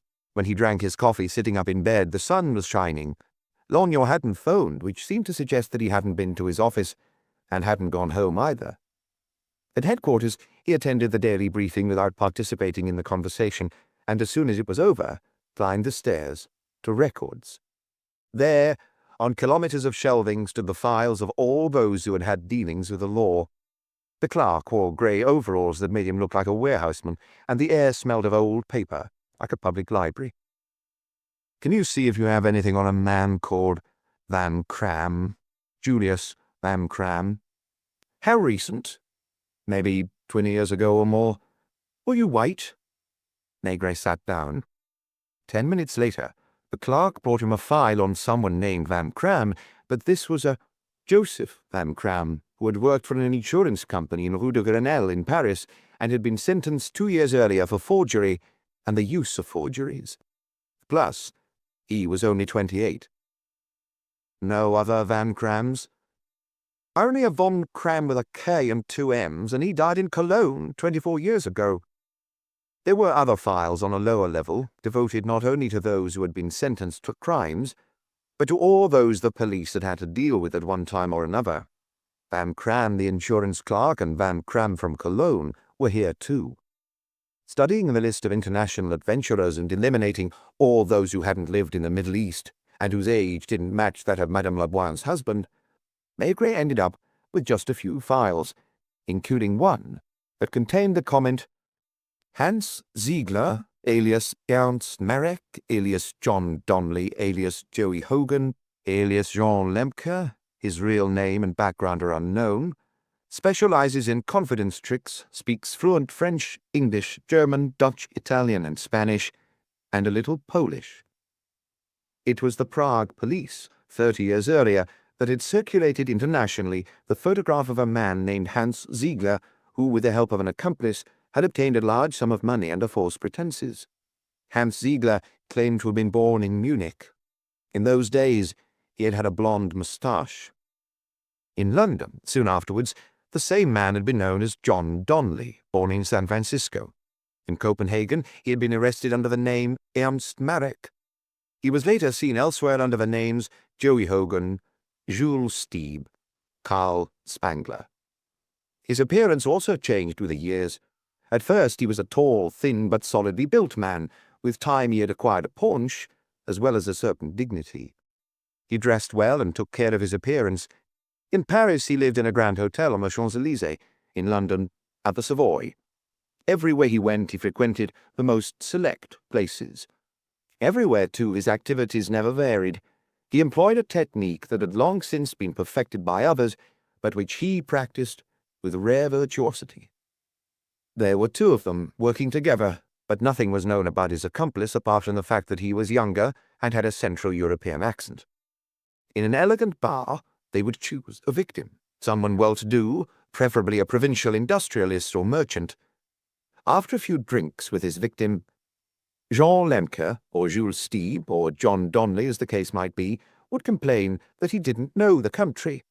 "I absolutely need to find someone I can trust," he would say. "I've been given an assignment I find somewhat tricky. I'm not sure if I'm going to be able to pull it off. I'm so afraid of being taken for a ride." The next part might vary a little, but the basics remain the same. A very rich old lady, preferably an American if this was in Europe, had entrusted him with a large sum of money to be distributed among a certain number of deserving people. He had the money upstairs in his room, in cash. How, in a country he didn't know, could he judge who was worthy and who wasn't? Oh yes, the old lady had specified that part of a sum, a third, for example, or a quarter, could be set aside to cover expenses. Would his new friend, because he was a friend, wasn't he, and clearly an honest man, agree to help him? Of course, the third in question would be shared with him, and that was a tidy sum in itself. Naturally, he had to be cautious and felt honor bound to demand a number of guarantees. If his friend could just deposit a certain amount in the bank to prove his good faith— "Oh, wait for me, or better still, come up to my suite." The banknotes were there. There was a briefcase full of them, in impressive bundles. "We take them with us, drop by your bank, you withdraw the sum of—" This varied according to the country. "Then we deposit it in my account and I hand over the case. All you have to do then is distribute the contents after you've taken your share." In the taxi, the case for the banknotes would be between the two of them. The victim would withdraw the required amount. Outside his own bank, generally a large bank in the center of town, Lemke, alias Stieb, alias Ziegler, etc., would leave the case in his companion's care. "I won't be long." He'd rush inside with the victim's money. The victim would never see him again, and would soon discover that the banknotes, apart from those on top of the piles, were only newspaper. Most of the time, when the man had been arrested, he had nothing compromising in his possession. The stolen money had disappeared, spirited away by an accomplice to whom he had passed it in the crowd filling the bank. In one file, just one, sent by the Danish police, there was this comment: "According to information we have been unable to verify, this man appears in fact to be a Dutch citizen named Julius van Cram, born in Groningen. The son of a good family, Van Cram was working, by about the age of 22, in a bank in Amsterdam, of which his father was the director. He already spoke several languages, had received an excellent education, and frequented the yacht club of Amsterdam. He disappeared 2 years later. After a few weeks it was discovered that he had made away with some of the bank's funds. Unfortunately, it had been impossible to get hold of any photographs of this Van Cram. They didn't have his fingerprints either. By comparing dates, Maigret made another interesting discovery. Unlike most criminals and con men, this man seldom worked twice in quick succession. He would take weeks, sometimes months, to prepare one of his swindles, which always involved a large sum. After which, Several years generally went by before he turned up in some other part of the world, again playing his game with the same skill, the same attention to detail. Didn't that suggest that he waited until he was low on funds before he started again? Did he keep something aside for a rainy day? Did he have a nest egg hidden away somewhere? His last exploit had taken place 6 years before in Mexico. "Will you come here a moment, Luca?" Luca looked in surprise at the files cluttering the desk. "I'd like you to send off a number of telegrams. Before that, I want you to send someone to see the widow Cremier in Rue de Clichy and check if this is the same man whose photograph she saw in her lodger's handbag." He gave the list of the countries where the man had operated, with the names under which he had been known in each one. "I also want you to phone Ferret in Nice. He needs to go back to Madame Laboine and try to get from her the dates and places of origin of the money orders she received. I don't suppose she kept the stubs, but it's worth a try." He broke off suddenly. "Any news from Lognon?" "Was he supposed to phone?" "I don't know. Can you call his apartment?" He got Madame Lognon on the other end of the line. "Is your husband back?" "Not yet. You still don't know where he is?" She was getting worried. And now, so was he. "I assume," he said to reassure her, "that the person he's tailing has left Paris."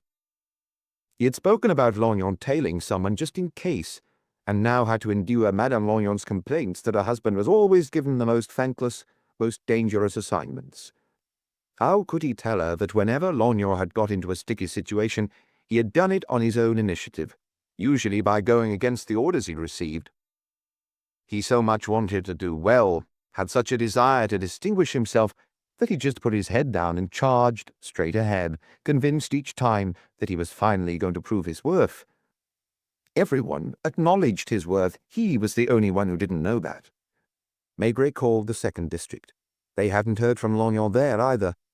"Has anyone seen him? Locally?" "Not that I've heard." Next door, Luca, who had sent an inspector to Rue de Clichy, was busy phoning his telegrams. Janvier was standing in the doorway waiting for Maigret to hang up so that he could ask for instructions. "I think Detective Chief Inspector Maigret wants to see you. He came by earlier, but you weren't in your office." "I was upstairs." Maigret went to see Maigret, who was busy interrogating a drug dealer with pinched nostrils and red circles round his eyes. "I don't know if this is still of any interest to you, or if you've had the information through other channels. I was told this morning that Janine Armenier lived for quite a long time in an apartment in Rue de Pontier." "You have the number?" "No. It's not far from Rue de Berry, and there's a bar on the ground floor." "Thanks. Anything on Santoni?" "Nothing. I don't think he's done anything crooked. Right now he's living love's young dream in Florence." Maigret went back to Janvier in his office. "Get your hat and coat." "Where are we going?" "Rue de Pontier." They would probably find out a little bit more about his dead girl. She remained at the forefront of his mind. Only that damned Lognon was starting to play a major role. Unfortunately, it was a role they knew nothing about. Whoever said, above all, not too much zeal, was damned right, Maigret muttered as he put on his coat. It wasn't very likely that Lognon was still pounding the streets, going from one address to another. The previous day at 5 o'clock, as far as they could judge, and with him it was never easy to judge, he hadn't had any leads. He had gone home for dinner, then left again immediately. Before going out, Maigret put his head round the door of the inspector's office. "I'd like someone to phone the railway stations just in case and make sure Lognon hasn't taken a train. Following someone, for example. It was possible, in which case he might not have had the opportunity to call either headquarters or his own office, in which case, too, he had information the others didn't have. Shall we go, Chief?" "Let's go." Glumly, Maigret stopped the car on Place Dauphine in order to have a drink. It wasn't true that he was jealous of Lognon. If Lognon tracked down Louise Laboine's killer, all the better. If he arrested him, bravo. But damn it, he could have told them where he was, like anybody else. Chapter 7. About an inspector who forges ahead and a girl who has an appointment with fate. While Janvier entered the building to make inquiries, Maigret stood at the curb with his hands in his pockets, thinking that Rue de Pontier was a little like the backstage area of the Champs-Élysées. or like its service stairs.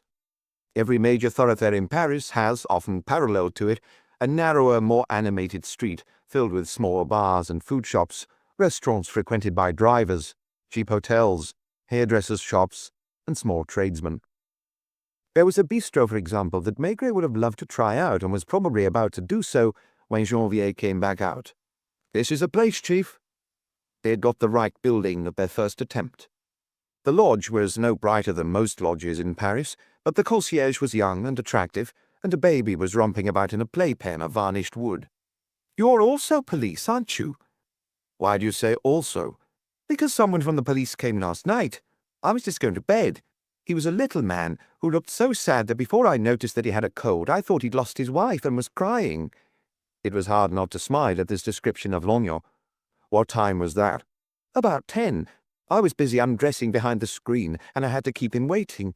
Have you come about the same thing?" "I assume he asked you about Mademoiselle Armagnac." "And her friend, yes, the one who was murdered." "Did you recognize her photograph in the paper?" "I thought I did." "Was she a tenant here?" "Please sit down, gentlemen. Do you mind if I carry on making the little one's lunch? If you're too hot, don't mind me. You can take off your coats. Aren't you from the same department as the man yesterday? I don't know why I'm asking you. The hat is none of my business. As I told your colleague, the real tenant, the one whose name was on the lease, was Mademoiselle Armagnac, Mademoiselle Janine, as I called her. She's married now. It was in the papers. Did you know that?" Maigret nodded.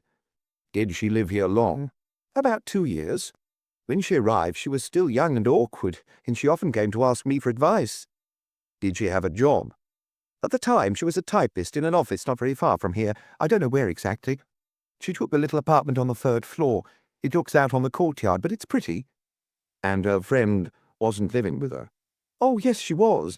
Only, as I said, she was the one paying the rent, and the lease was in her name. All she wanted was to talk. It was all the easier for her because she'd already given out this information the day before."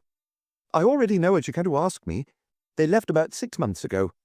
More exactly, Mademoiselle Janine left first." "I thought the apartment was in her name." "Yes, the month was almost up. There were still 3 or 4 days to go.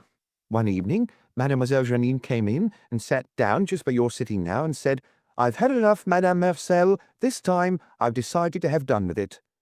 "Have done with what?" Maigret asked. "With the other girl, her friend, Louise." "Didn't they get on?" "That's what I'm trying to explain. Mademoiselle Louise never stopped for chat, and I know almost nothing about her except through her friend, which means I only ever heard part of the story. In the early days, I thought they were sisters, or cousins, or childhood friends. Then Mademoiselle Janine told me they'd only met on a train 2 or 3 months earlier." "Didn't they like each other?" "Yes and no. It's hard to say. I've seen quite a few girls that age pass through here. We have 2 of them now, dancers at the Lido. Another one's a manicurist at Claridge's. Most tell me their stories, their little problems. After a few days, Mademoiselle Janine did the same, but the other one, Louise, never confided in me. For a long time I thought she was proud. Then I wondered if it wasn't shyness on her part. And that's what I'm still inclined to believe. You see, these girls, when they arrive in Paris and feel lost in the middle of millions of people, either they try to impress, they brag, they blow their own trumpets, or else they're withdrawing to themselves. Mademoiselle Janine was definitely the first kind. Nothing scared her. She went out almost every evening. After a few weeks, she'd come back at 2 or 3 in the morning, and she'd learned how to dress. She hadn't been here even 3 months when I'd heard her at night going upstairs with a man. It was none of my business. She was at home. This isn't a boarding house." "Did each girl have her own room?" "Yes, of course. All the same, Louise must have heard everything, and in the morning she'd have to wait for the man to leave before she could wash or use the kitchen." "Is that what caused arguments between them?" "I'm not sure. A lot of things happen in 2 years, and I have 22 tenants in the building. I couldn't have predicted that one of them would get herself murdered." "What does your husband do?" "He's head waiter in a restaurant, Plastic Town. Does it bother you if I give the little one his food?" She sat the baby down in his chair and started feeding him, one mouthful at a time, without losing the thread of her thoughts. "I told all this last night to your colleague, and he took notes. If you want my opinion, I'll tell you this. Mademoiselle Janine knew what she wanted and was determined to get it whatever it took. She didn't go out with just anybody. Most of the men she brought here had their own cars. I'd see them parked outside in the morning when I took out the dustbins. They weren't necessarily young. They weren't old either. What I'm trying to say is that it wasn't only for the pleasure. Whenever she asked me questions, I could see what she was after. For example, if a man invited her to dinner in a restaurant she didn't know, she was determined to find out if it was a smart restaurant or not, how you should dress to go there, and so on. It didn't take her more than 6 months to get to know a certain side of Paris like the back of her hand. Did her friend ever go with her? Only when they went to the cinema. How did Louise spend her evenings? Most of the time she stayed upstairs. Sometimes she went for a walk, but never very far. It's as if she was scared. They were almost the same age, but compared to Mademoiselle Janine, Mademoiselle Louise was a little girl. That's what got on Mademoiselle Janine's nerves sometimes. She said to me once, if only I'd been able to sleep on the train instead of chatting to her. All the same, especially at the start, I'm sure she was pleased to have someone to talk to. You may have noticed that girls who come to seek their fortune in Paris almost always pair up. Then, little by little, they start to hate each other. That's what happened, and it happened quickly in their case because Mademoiselle Louise couldn't adapt and never stayed more than a few weeks in one place. She wasn't very well educated. Apparently she made spelling mistakes, and that stopped her from working in an office. When she was hired as a shop assistant somewhere, something unpleasant would always happen to her. Either it was the boss or a department manager who wanted to sleep with her. Instead of being clever and making it clear to them that she wasn't like that, she'd get on a high horse, slap them, or slam the door and walk out. Once there were some thefts in the shop where she worked, and she was the one they suspected, even though I'm sure she was innocent. Mind you, I heard all this from her friend. All I really know is that there were times when Mademoiselle Louise didn't work and went out later than usual to check out jobs she'd seen advertised. Did they have their meals upstairs? Almost always, except when Mademoiselle Janine ate out with friends. Last year, they both went to spend a week in Deauville, or rather they left together, but Louise came back first, and Janine didn't get back until several days later. I don't know what happened there. For a while they didn't talk to each other, even though they were living in the same apartment. Did Louise get any mail? Never any personal letters. I even thought she was an orphan. A friend told me that she had a mother in the south, a half-mad woman who didn't care about her daughter. Occasionally, when Mademoiselle Louise answered an ad in writing, she'd get a few letters on headed paper, and I knew what that meant. And Janine? A letter from Lyon every 2 or 3 weeks, from her father, who's a widower down there. Then mainly pneumatics to arrange dates. How long ago was it that Janine told you she wanted to be rid of her friend? She started talking about it more than a year ago, maybe a year and a half. But it was always when they'd had a quarrel or when Louise had lost her job again. Janine would sigh, to think I left my father in order to be free, and now I'm stuck with that dope. The next day or the day after that, she was pleased to see her again. I'm convinced of that. It's a bit like in a marriage. I suppose you're both married. Janine Aumenier gave notice 6 months ago, is that right? Yes. She'd changed a lot lately. She dressed better. I mean, in more expensive clothes, and went to places a cut above those she'd gone to before. Sometimes she was away for 2 or 3 days. She'd receive flowers, boxes of chocolates from Marquise de Sévigné. I knew what was going on. Anyway, one evening she came and sat down in the lodge and said to me, "This time I'm going for good, Madame Marcel. I have nothing against this place, but I can't go on living with that girl forever." "Are you getting married?" I said, as a joke.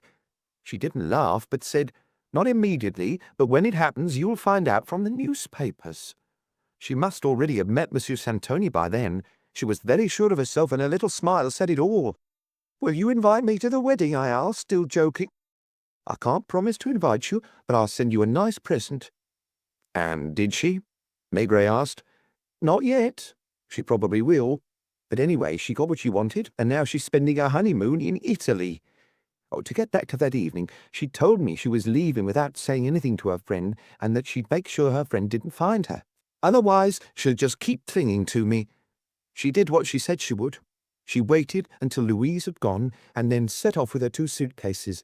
She didn't even leave me a forwarding address, just to be on the safe side. I'll drop by from time to time to see if there's any mail for me." Did you see her again?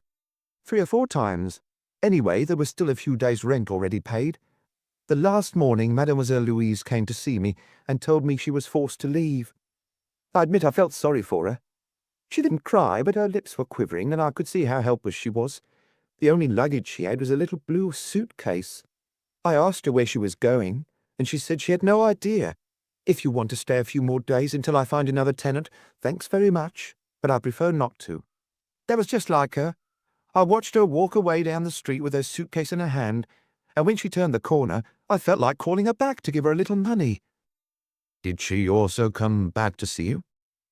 She came back, but not to see me. It was to ask me for her friend's address. I told her I didn't know. I don't think she believed me. Why did she want to find her? Probably to make it up with her or to ask her for money. From the state of her clothes, it was easy to see things weren't going well for her. When was she last here? Just over a month ago. I'd just been reading the paper and it was still on the table. I probably shouldn't have done what I did. I don't know where she's living, I told her, but as it happens, they're talking about her in the gossip columns. It was true. It said something like, Marco Santoni, the Vermouth heir, seen every evening at Maxime's with a stunning model, Janine Armenier. Maigret looked at Janvier, who had understood. 1 month earlier, Louise Leboine had gone for the first time to Eau de Douai to hire an evening dress from Mademoiselle Hélène. Wasn't it because she intended to go to Maxime's to see her friend? Do you know if she saw her? She didn't. Mademoiselle Janine came a few days later, and when I asked her, she started laughing. We do often dine at Maxime's, but not every evening, she said. Besides, I doubt they'd let poor Louise in. Did you tell this to the inspector who came last night? Maigret asked. Maybe not in such detail, because there are some things I've only remembered since. Did you tell him anything else? Maigret was trying to find out what it was in what he had just learned that could have provided Lognon with a lead. The previous day, at 10 in the evening, he had been in this same concierge's lodge. That was the last time anyone had seen him. Will you give me a moment to put my son to bed? She gave the baby a quick wash, changed him on the table, and went with him into a kind of alcove where they heard her whispering tenderly. When she returned, she seemed a little more anxious. I wonder now if what happened isn't my fault. If only these girls didn't make such a mystery of things, they'd be so easy. I can understand Mademoiselle Janine not giving me her address so as not to be bothered by her friend. But the other one, Mademoiselle Louise, she could have given me hers. About 10 days ago, maybe a little more, I don't know exactly, a man came and asked me if a girl named Louise Leboine lived here. I told him she didn't, that she'd left several months ago but was still living in Paris, that I didn't know her address, and that she came to see me from time to time. What kind of man was he? A foreigner. By his accent, I'd have said an Englishman or an American. Not someone rich or elegant, a thin little man who, come to think of it, looked a bit like the inspector yesterday. I don't know why he made me think of a clown. He seemed disappointed and kept asking if I was expecting to see her soon. Maybe tomorrow, maybe in a month, I told him. I leave her a note. He sat down at the table, asked for paper and an envelope, and started writing in pencil. I slipped the letter into an empty pigeonhole and forgot all about it. When he came back 3 days later, the letter was still there, and he looked even more disappointed. I'm not going to be able to wait much longer, he said. I have to leave soon. I asked him if it was important, and he replied, For her, yes, very important. He took back the letter and wrote another one. This time he took his time about it, as if he'd been forced to make a decision. When he finished, he sighed, and he handed it to me. Did you see him again? Only the next day. 3 days later in the afternoon, Mademoiselle Janine paid me a visit. She was very excited. You'll soon be reading about me in the newspaper, she said. She'd just been shopping locally, and she was weighed down with little packages that came from the best shops. I told her about the letter for Mademoiselle Louise and about the visits from the thin little man. If only I knew where to find her. She seemed to think this over. Why don't you give it to me, she said in the end. If I know Louise, it won't take her long to come and see me. As soon as she finds out from the newspapers where I am. I hesitated, but then I thought she was probably right. So you gave her the letter? Yes. She looked at the envelope and stuffed it in her bag. It was only on her way out that she said to me, You'll be getting your present soon, Madame Marcel? Maigret was silent, head bowed, staring down at the floor. Is that everything you told the inspector? I think so. Yes. I'm trying to think. I don't know what else I could have told him. Did Louise ever show up after that? No. So she didn't know her former friend had a letter for her? I suppose not. She certainly didn't hear it from me. Maigret had just discovered much more in a quarter of an hour than he'd expected. Only the trail stopped abruptly. It was about Lognon even more than about Louise Laboine that he was thinking, as if Inspector Hard-Done-By had suddenly started playing the main role. He had come here, had heard the same story, after which he had disappeared from circulation. Anyone else knowing what he knew would have phoned Maigret the previous evening to pass on the information and ask for instructions. Not Lognon. He was determined to see it through to the end, all by himself. "You seem worried," the concierge remarked. "I don't suppose the inspector told you anything? Expressed any opinion?" "No, he thanked me and left. He turned right when he got outside." What else to do but thank her too and leave? Without consulting Janvier, Maigret drew him into the bistro he had noticed earlier, ordered 2 Pernod, and drank his in silence. "Can you phone the 2nd District and find out if they've heard from him? Then call his wife in case the office doesn't know anything. Finally, make sure he hasn't got in contact with headquarters." When Janvier came out of the booth, Maigret was slowly drinking a second aperitif. "Nothing. The only explanation I can think of is that he phoned Italy." "Are you going to?" "Yes. We'll get through more quickly from the office." By the time they got there, almost everyone had left for lunch. Maigret asked for a list of hotels in Florence, chose the most luxurious ones, and struck it lucky with the third one. Yes, the Santonis were staying there. They weren't in their suite, which they'd left half an hour earlier to go down to the hotel restaurant for lunch. It was there that he was able to reach them shortly afterwards. Fortunately, the head waiter had worked in Paris and knew a little French. "Could you ask Madame Santoni to come to the phone?" When the head waiter had performed his errand, it was a man's voice, an aggressive one that Maigret heard. "Do you mind telling me what all this is about?"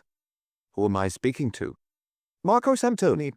Last night we were woken up on the pretext that the Paris police needed some urgent information, and now you won't even let us eat in peace."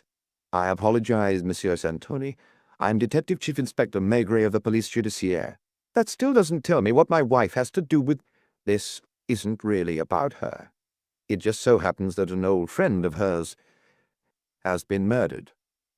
"That's what the man last night told us. But what of it? Is there any reason to—" "Your wife was given a letter to keep. This letter would probably help us to—" "But is it absolutely necessary to phone twice? She told the inspector everything she knew." "The inspector has disappeared." "Oh." His anger subsided. "In that case, let me get my wife. I hope you'll leave us in peace after that and avoid her name getting in the papers." There was some whispering. Janine must have been in the booth with her husband. "I'm listening," she said. "I'm sorry to bother you, madame. You already know what this is about. The concierge in Rue de Pontier gave you a letter addressed to Louise." "I'm sorry I ever agreed to take it." "What happened to the letter?" There was a silence, and for a moment Maigret thought he had been cut off. "Did you give it to her on the night of your wedding, when she came to see you at the Romeo?" "Of course not. I didn't have the letter with me at my wedding." "Was it because of that letter that Louise went to see you?" Another silence, like a hesitation. "No. She'd never even heard of it." "What did she want?" "To borrow money, of course. She told me she was broke, that her landlady had thrown her out, and she implied that the last option open to her was to kill herself. Not as clearly as that. With Louise, nothing is ever clear." "Did you give her any money?" 3 or 4,000 franc notes. I didn't count them." "Did you tell her about the letter?" "Yes." "What exactly did you tell her?" "I told her what was in it." "You mean you'd read it?" "Yes." Another silence. "Believe me, it wasn't out of curiosity. I wasn't even the one who opened it. Marco found it in my bag. I told him the story, and he didn't believe me. I told him, open it. You'll see." In a low voice she spoke to her husband, who was still in the booth. "Be quiet," she said. "It's best to tell the truth. They'll find out anyway." "Do you remember the contents?" "Not word for word. It was badly written in not very good French, full of spelling mistakes. It basically said, 'I have a very important message for you, and I need to see you urgently. Ask for Fred at Pickwick's bar in Rue de l'Étoile. That's me. If I'm not there, the barman will tell you where to find me.'" "Are you still there, Inspector?" Maigret was taking notes. "Carry on." The letter continued, "I may not be able to stay in France much longer. If I have to go, I leave the document with the barman. He'll ask you to prove your identity. You'll understand why." "Is that all?" "Yes." "And you told all this to Louise?" Yes. Did she seem to understand? Not immediately. Then she seemed to think of something, and she said thank you and left. You didn't hear from her again that night? No, how could I have? It was only 2 days later, going through the newspaper by chance. But I found out she was dead. Do you think she went to Pickwick's bar? It's quite likely, don't you think? What would you have done? Did anybody know about this apart from you and your husband? I don't know. The letter was in my bag for 2 or 3 days. This is when you were living in the Hotel Washington? Yes. Do you get any visitors there? Only Marco. Where's the letter now? I must have put it away with some other papers. Are your things still in the hotel? Certainly not. I took them to Marco's the day before the wedding, except for my toiletries and a few clothes that the manservant went to fetch the same day. Do you think it's because of that message that she died? It's possible. Did she say anything about it? No, nothing at all. Did she ever talk to you about her father? I asked her one day who the photograph was of that she kept in her wallet, and she told me it was a picture of her father.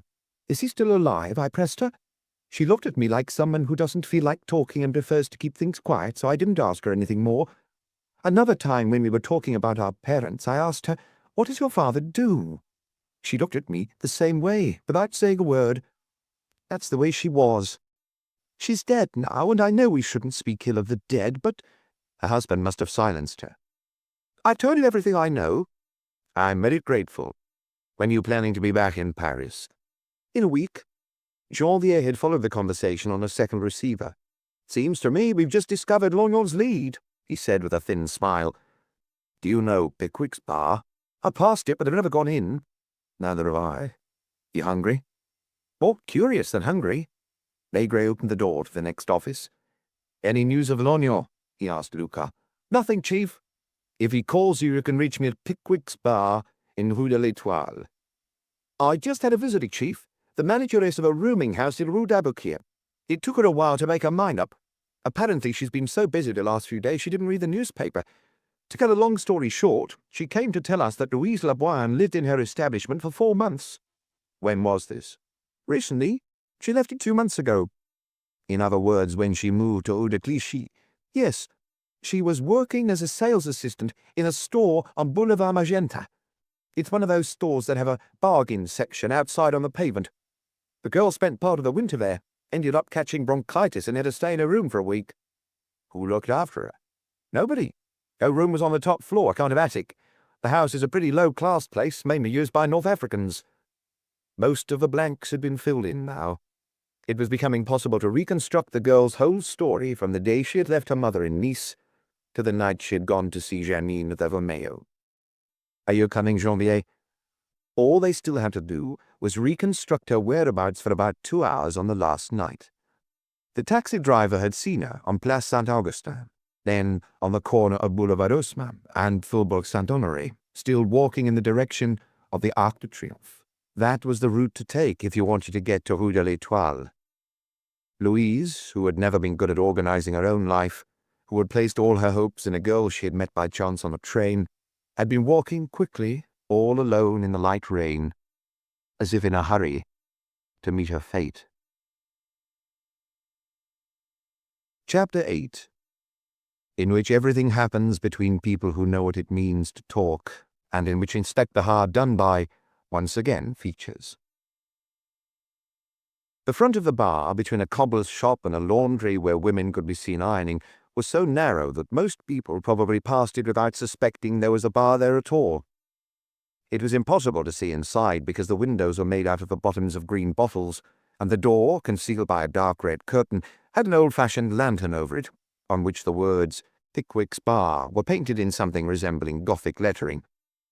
Once through the door, a transformation took place in Maigret, who seemed to grow harder, more impersonal, and Janvier unconsciously adopted the same manner. Inside, the bar was deserted.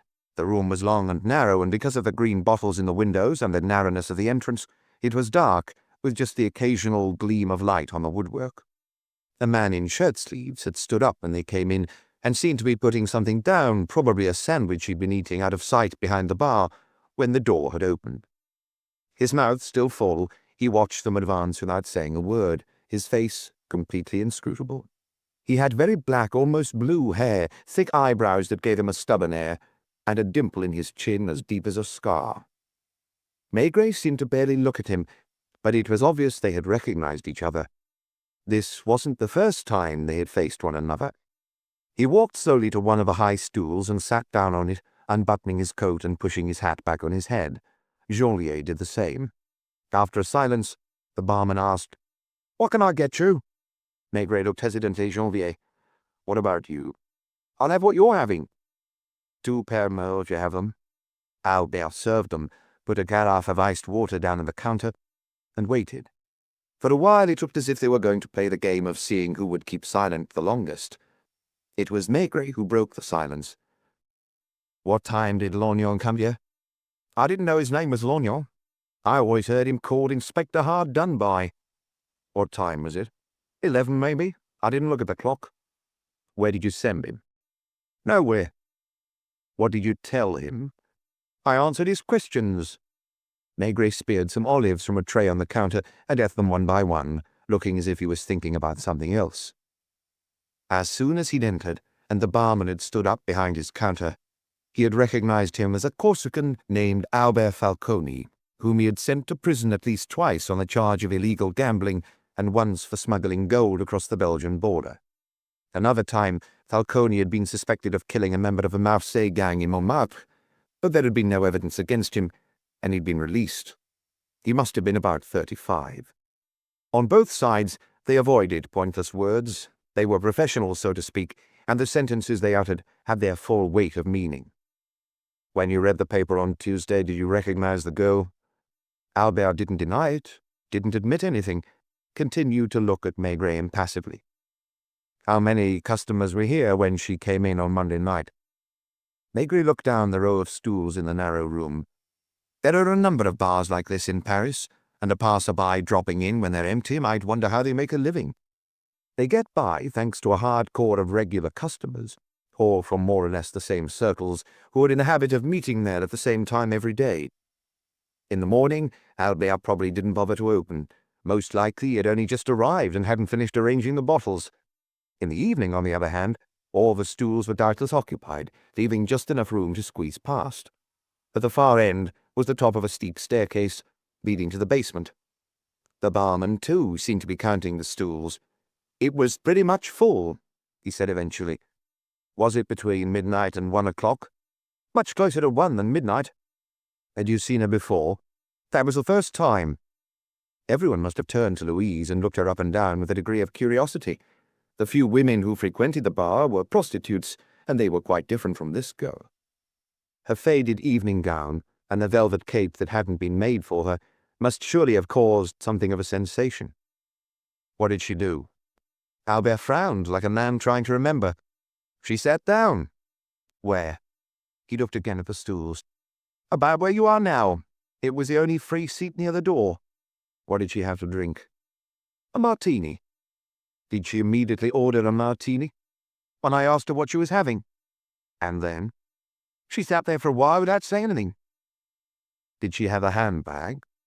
"She put it down in the bar, a silver bag." "Did Lognon ask you these questions?" "Not in the same order." "Carry on." "I prefer to answer questions." "Did she ask you if you had a letter for her?" He nodded. "Where was the letter?" He turned, as if in slow motion, and pointed to a gap between two bottles that probably didn't see much service, where there were 2 or 3 envelopes addressed to customers. "Here." "Did you give it to her?" "I asked for her identity card." "Why?" "Because that's what I'd been told to do." "Who by?" "For Guy." He never said more than was absolutely necessary, and during the silences he was clearly trying to predict the next question. "Jimmy?" "Yes." "Do you know his surname?" "No, in bars people don't usually give their surnames." "That depends on the kind of bar." Albert shrugged as if to say he wasn't offended. "Did he speak French?" "Quite well for an American." "What kind of man was he?" "You know as well as I do, don't you?" "Tell me anyway." "I had the impression he'd spent a good few years behind bars." "A short man, thin, ill-looking?" "Yes." "Was he here on Monday?" "He left Paris 5 or 6 days earlier." "Before that, did he come every day?" Albert nodded patiently. As the glasses were empty, he grabbed the bottle of Pernod. He spent most of his time here. Do you know where he lived? Probably in a hotel in the area. I don't know which one. Had he already given you the envelope? No, he'd only told me that if the girl came asking for it, I should tell her what time she could find him here. And what time was that? The afternoon from 4, then almost all evening until late. What time do you close? 2 or 3 in the morning, it all depends. Did he talk to you? Sometimes. About himself? About this and that? Did he tell you he was just out of prison? That's the impression he gave. Sing Sing? I think so. If Sing Sing is in New York State, on the banks of the Hudson, that's the one. Did he tell you what was in the envelope? No, only that it was important. He was in a hurry to get away. Because of the police? Because of his daughter. She's getting married next week in Baltimore. That's why I had to leave and couldn't wait any more. Did he describe the girl who'd be coming? No, he only told me to make sure it was her. That's why I asked for her identity card. Did she read the letter in the bar? She went downstairs. What's downstairs? The toilets and the telephones. You think she went downstairs to read her letter? I assume so. Did she take her handbag down with her? Yes. How did she look when she came back up? Less depressed than before. Had she been drinking before she got here? I don't know, maybe. What did she do next? She sat down again at the bar. Did she order another martini? She didn't. The other American did. What other American? The big guy with a scar and cauliflower ears. Do you know him? I don't even know his first name. When did he start coming to your bar? Around about the same time as Jimmy. Did they know each other? Jimmy definitely didn't know him. Did he know Jimmy? I got the idea he was following him. Did he always come at the same time? Pretty much, in a big grey car he parked outside the door. Did Jimmy talk to you about him? He asked me if I knew him. And you told him you didn't? That's right. He seemed worried about it, and he told me it was probably the FBI wondering what he was doing in France and keeping an eye on him. Do you think that was it? I stopped thinking about anything a long time ago. When Jimmy left for the United States, did this other man keep coming? Yeah, regularly. Was there a name on the envelope? Louise Lebrun, and the word Paris. Could the other customers see that from where they were sitting? Definitely not.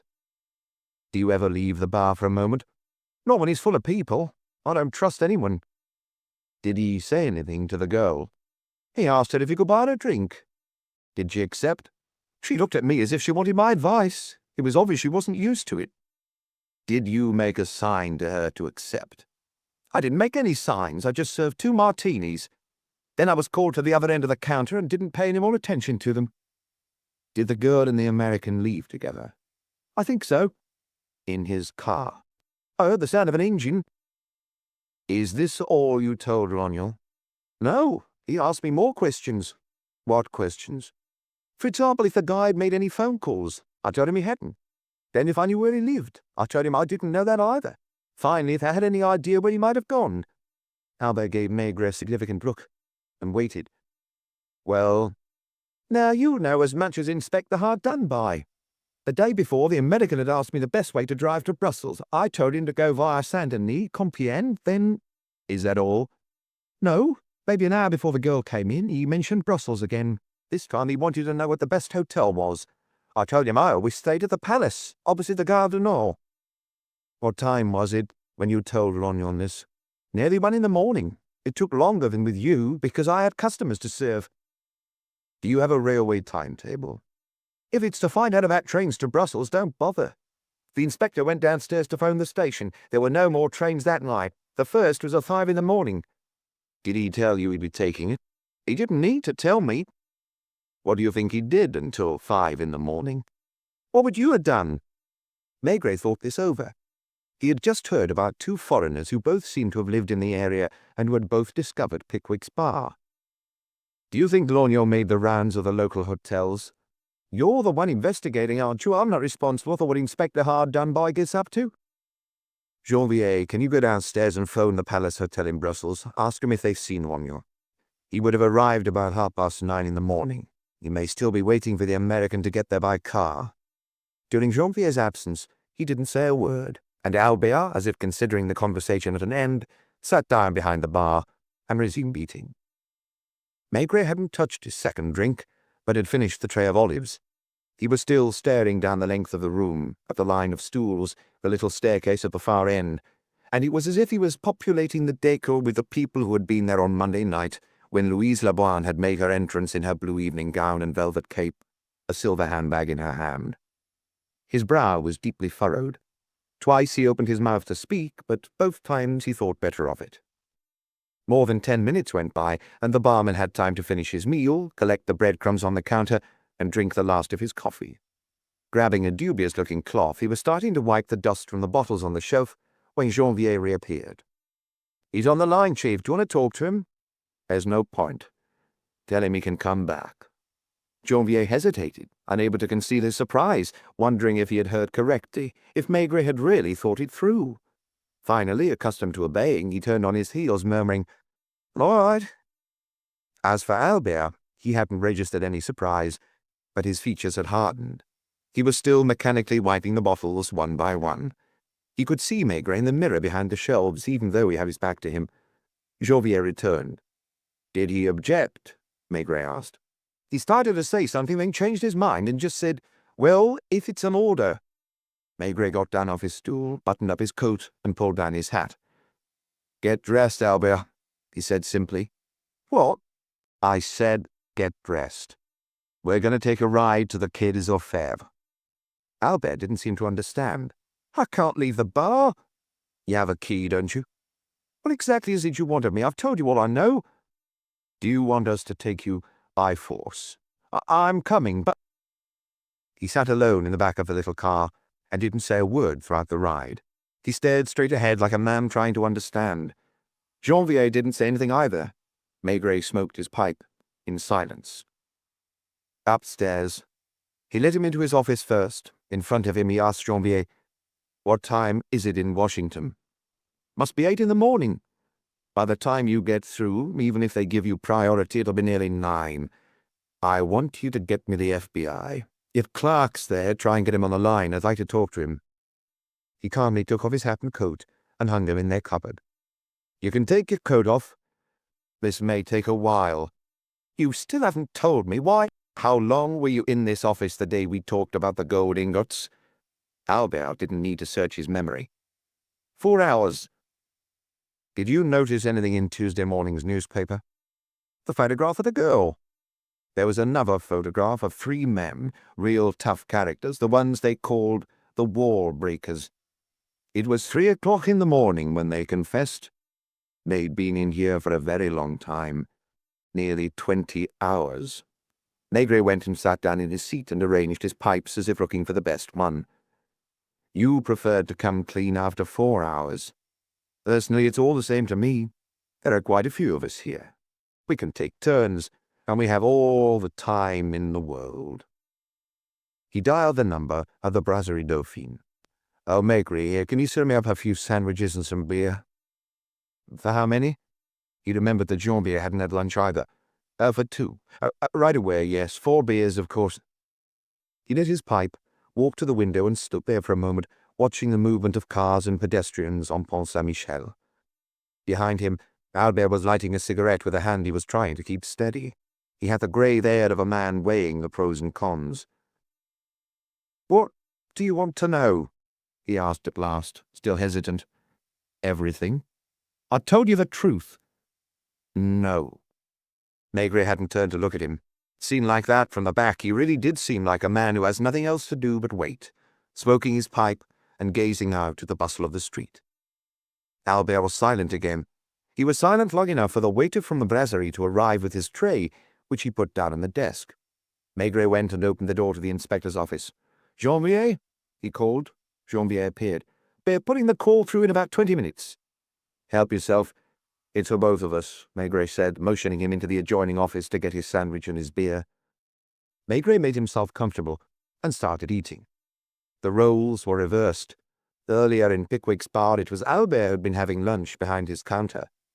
Maigret seemed to have forgotten he was there, and looked for all the world as if he was thinking about nothing but chewing and taking a swig of beer every now and again. His gaze wandered over the papers scattered on his desk. "You're very sure of yourself, aren't you?" Albert said. Maigret nodded, his mouth full. "You think I'm going to confess?" Maigret shrugged, as if to say he didn't care. "Why did you call Inspector Hard-Done-By back to Paris?" Maigret smiled. And at that moment, Albert angrily tore the cigarette he was holding to shreds, burning his fingers in the process. "Shit," he grunted.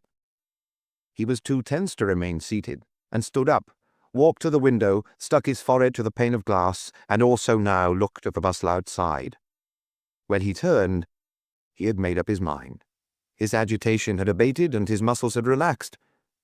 Without being invited to, he took a sip from one of the 2 glasses of beer that was still on the tray, wiped his mouth, and sat down again. It was his last gesture of defiance, a way of saving face. "How did you guess?" he asked. "I didn't guess," Maigret replied calmly. "I knew. Immediately." Chapter 9, in which it is demonstrated that a staircase can play an important role, and in which a handbag plays an even more important one. Maigret took a few puffs at his pipe and looked at Albert in silence. It was as if he was making a dramatic pause, like an actor, to give more weight to what he was about to say. Not that he was playing to the gallery in any way. He barely saw the barman's face. It was Louise Leboine he was thinking about. All the time he had sat silently in the bar in Rue de l'Étoile, while Janvier was downstairs on the telephone, she was the one he'd been trying to see, coming into the bar filled with customers in her shabby evening gown and the velvet cape that didn't suit her. "You see," he said at last, "at first sight your story's perfect. Almost too perfect, and I would have believed it, if I hadn't known the girl." Surprised, Albert asked in spite of himself, "You knew her?" "I've ended up getting to know her quite well." As he continued talking, he imagined her hiding under the bed at Mademoiselle Paury's, then later arguing with Janine Arminier in their apartment in Rue de Ponthieu. He followed her into the shabby furnished room in Rue d'Aboukir and to the stall outside the store on Boulevard Magenta, where she worked in all weathers. He could have repeated all the phrases that had been used about her, whether by the concierge or by the widow Crémieux. He saw her going into Maxime's, just as he saw her a month later making her way through the wedding guests at the Romeo. First of all, it's highly unlikely she would have sat at the bar, because she felt out of place, felt that everybody was looking at her, sure from the start that she was wearing a second-hand dress. Even if she'd sat down, she wouldn't have ordered a martini. The mistake you made was thinking of her as just another of your female customers, and when I asked you what she drank, you replied automatically, a martini.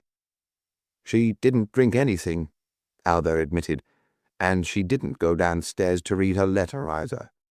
As is usually the case in bars like yours that cater for regulars, there's no notice above the staircase.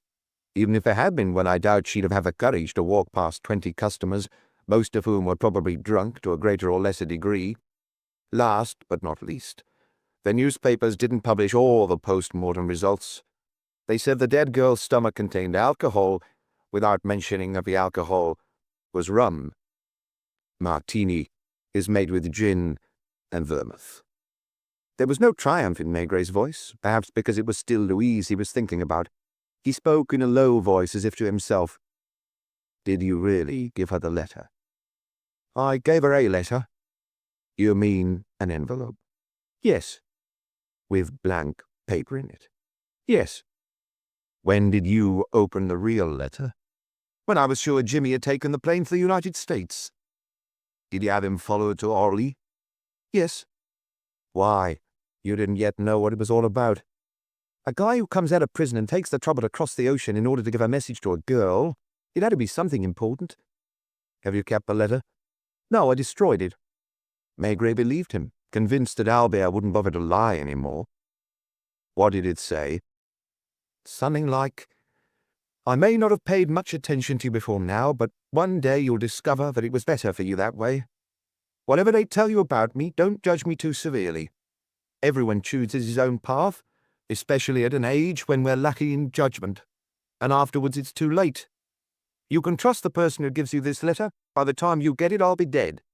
Don't let that make you sad. It's time for me to go.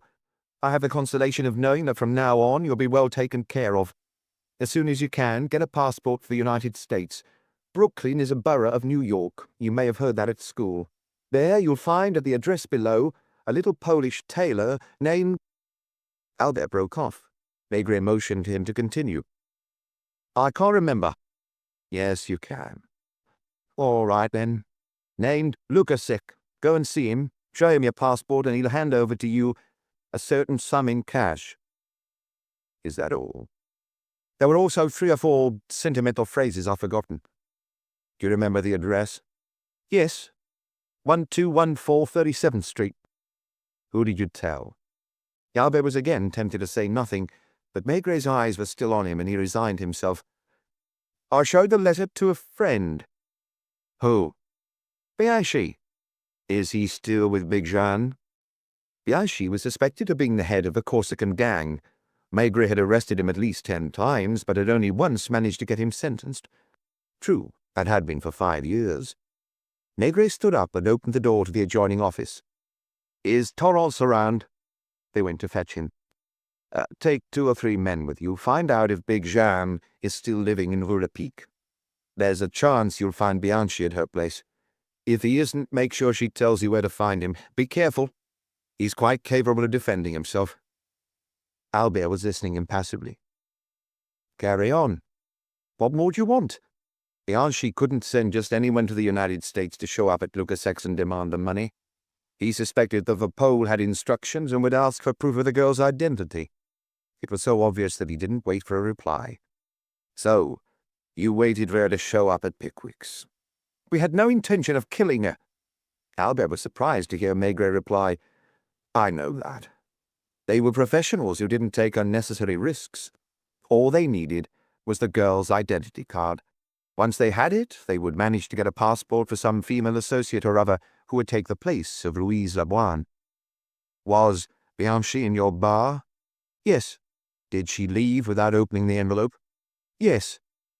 "Did your boss have a car waiting outside?" "With a tattoo man at the wheel. Given the mess I'm in, I might as well go on." "They followed her?" "I wasn't with them. All I know is what they told me later. There's no point in you looking for the tattoo man in Paris. He got cold feet after what happened and did a runner." "To Marseille?" "Probably." "I suppose they intended to steal her handbag?" "Yes. They drove past her. Bianchi got out of the car just as she drew level with them. The street was deserted. He grabbed the handbag, not knowing it was attached to the girl's wrist by a little chain. She fell to her knees. Seeing her open her mouth to scream, he hit her in the face. Apparently she clung to him and tried to call for help. That was when he took out a cosh from his pocket and knocked her out." "So you only invented the story of the second American to get Lognan off your backs?" "What would you have done in my place? Art Dunbar fell for it." "All the same, for most of the investigation, Lognan had almost always been one step ahead of the police judiciaire. And if he had been more concerned with the girl's state of mind, he would finally have had his victory.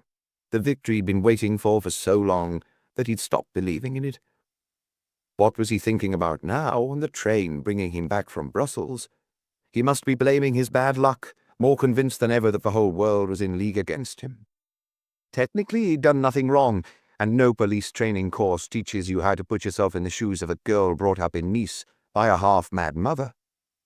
For years, Louise had looked stubbornly for her place, without finding it. Lost in a world she didn't understand, she'd clung desperately to the first friend she made, a friend who would eventually let her down. Left alone, she had grown harder, surrounded by a hostile world where she tried in vain to learn the rules of the game. Did she know anything about her father? Probably not. Even when she was little, she must have wondered why her mother wasn't like other people, why the two of them lived differently from their neighbors. With all her might, she had tried to adapt. She had run away from home. She had read the small ads, and whereas Janine Armenier had no difficulty finding jobs, she had ended up being thrown out of all the places she'd applied to. Had she, like Lognan, ended up convinced that there was a kind of conspiracy against her? In what way was she so different? Why did all the bad things happen to her? Even her death is a kind of irony of fate. If the chain of the silver handbag hadn't been rolled round her wrist, the Banshee would simply have snatched it off her, and the car would have sped away. If she had then told her story to the police, nobody would have believed her. Why did they move the body to Place Ventimille? First of all, they couldn't leave it near my bar. Secondly, dressed as she was, she looked more at home in Montmartre. They chose the first deserted spot they came to up there. Had they already sent someone to the United States consulate? Of course not. They're waiting. Inspector Clark on the line, Chief. Put him through to me here. It was only confirmation they needed now, and it was more out of personal curiosity than anything else that Maigret still had a few questions to ask the FBI. The conversation, as always with Clark, was conducted half in Maigret's bad English, half in the American's bad French, each making a diligent effort to speak the other's language. Before Clark could understand what it was all about, Maigret had to list all Julius Van Cram's aliases: Lemke, Stieb, Ziegler, Marek, Spangler, Donnelly. It was under the name Donnelly that he had been buried a month earlier at the penitentiary of Sing Sing, where he had been serving an 8-year sentence for another of his confidence tricks. Has the money been recovered? Only a small part of it. Was it a lot? Around $100,000. Was his accomplice's name Jimmy O'Malley? He only got 3 years and was released 2 months ago. He took a trip to France. I thought his daughter was getting married soon. He went back for the wedding. The money's in Brooklyn with a Polish tailor named Lukasek. Despite everything, there was a certain quiver of triumph in Maigret's voice. Lukasek, who may not even know what he's keeping in trust, has been told to hand the package over to a girl named Louise Leboine. Will she show up? Unfortunately not. The word had slipped out. To correct it, he hastened to add, she died this week in Paris. He exchanged a few more polite remarks, and even a few jokes with Clark, whom he hadn't seen for several years. When he hung up, he seemed surprised to see Albert still sitting there, smoking a cigarette.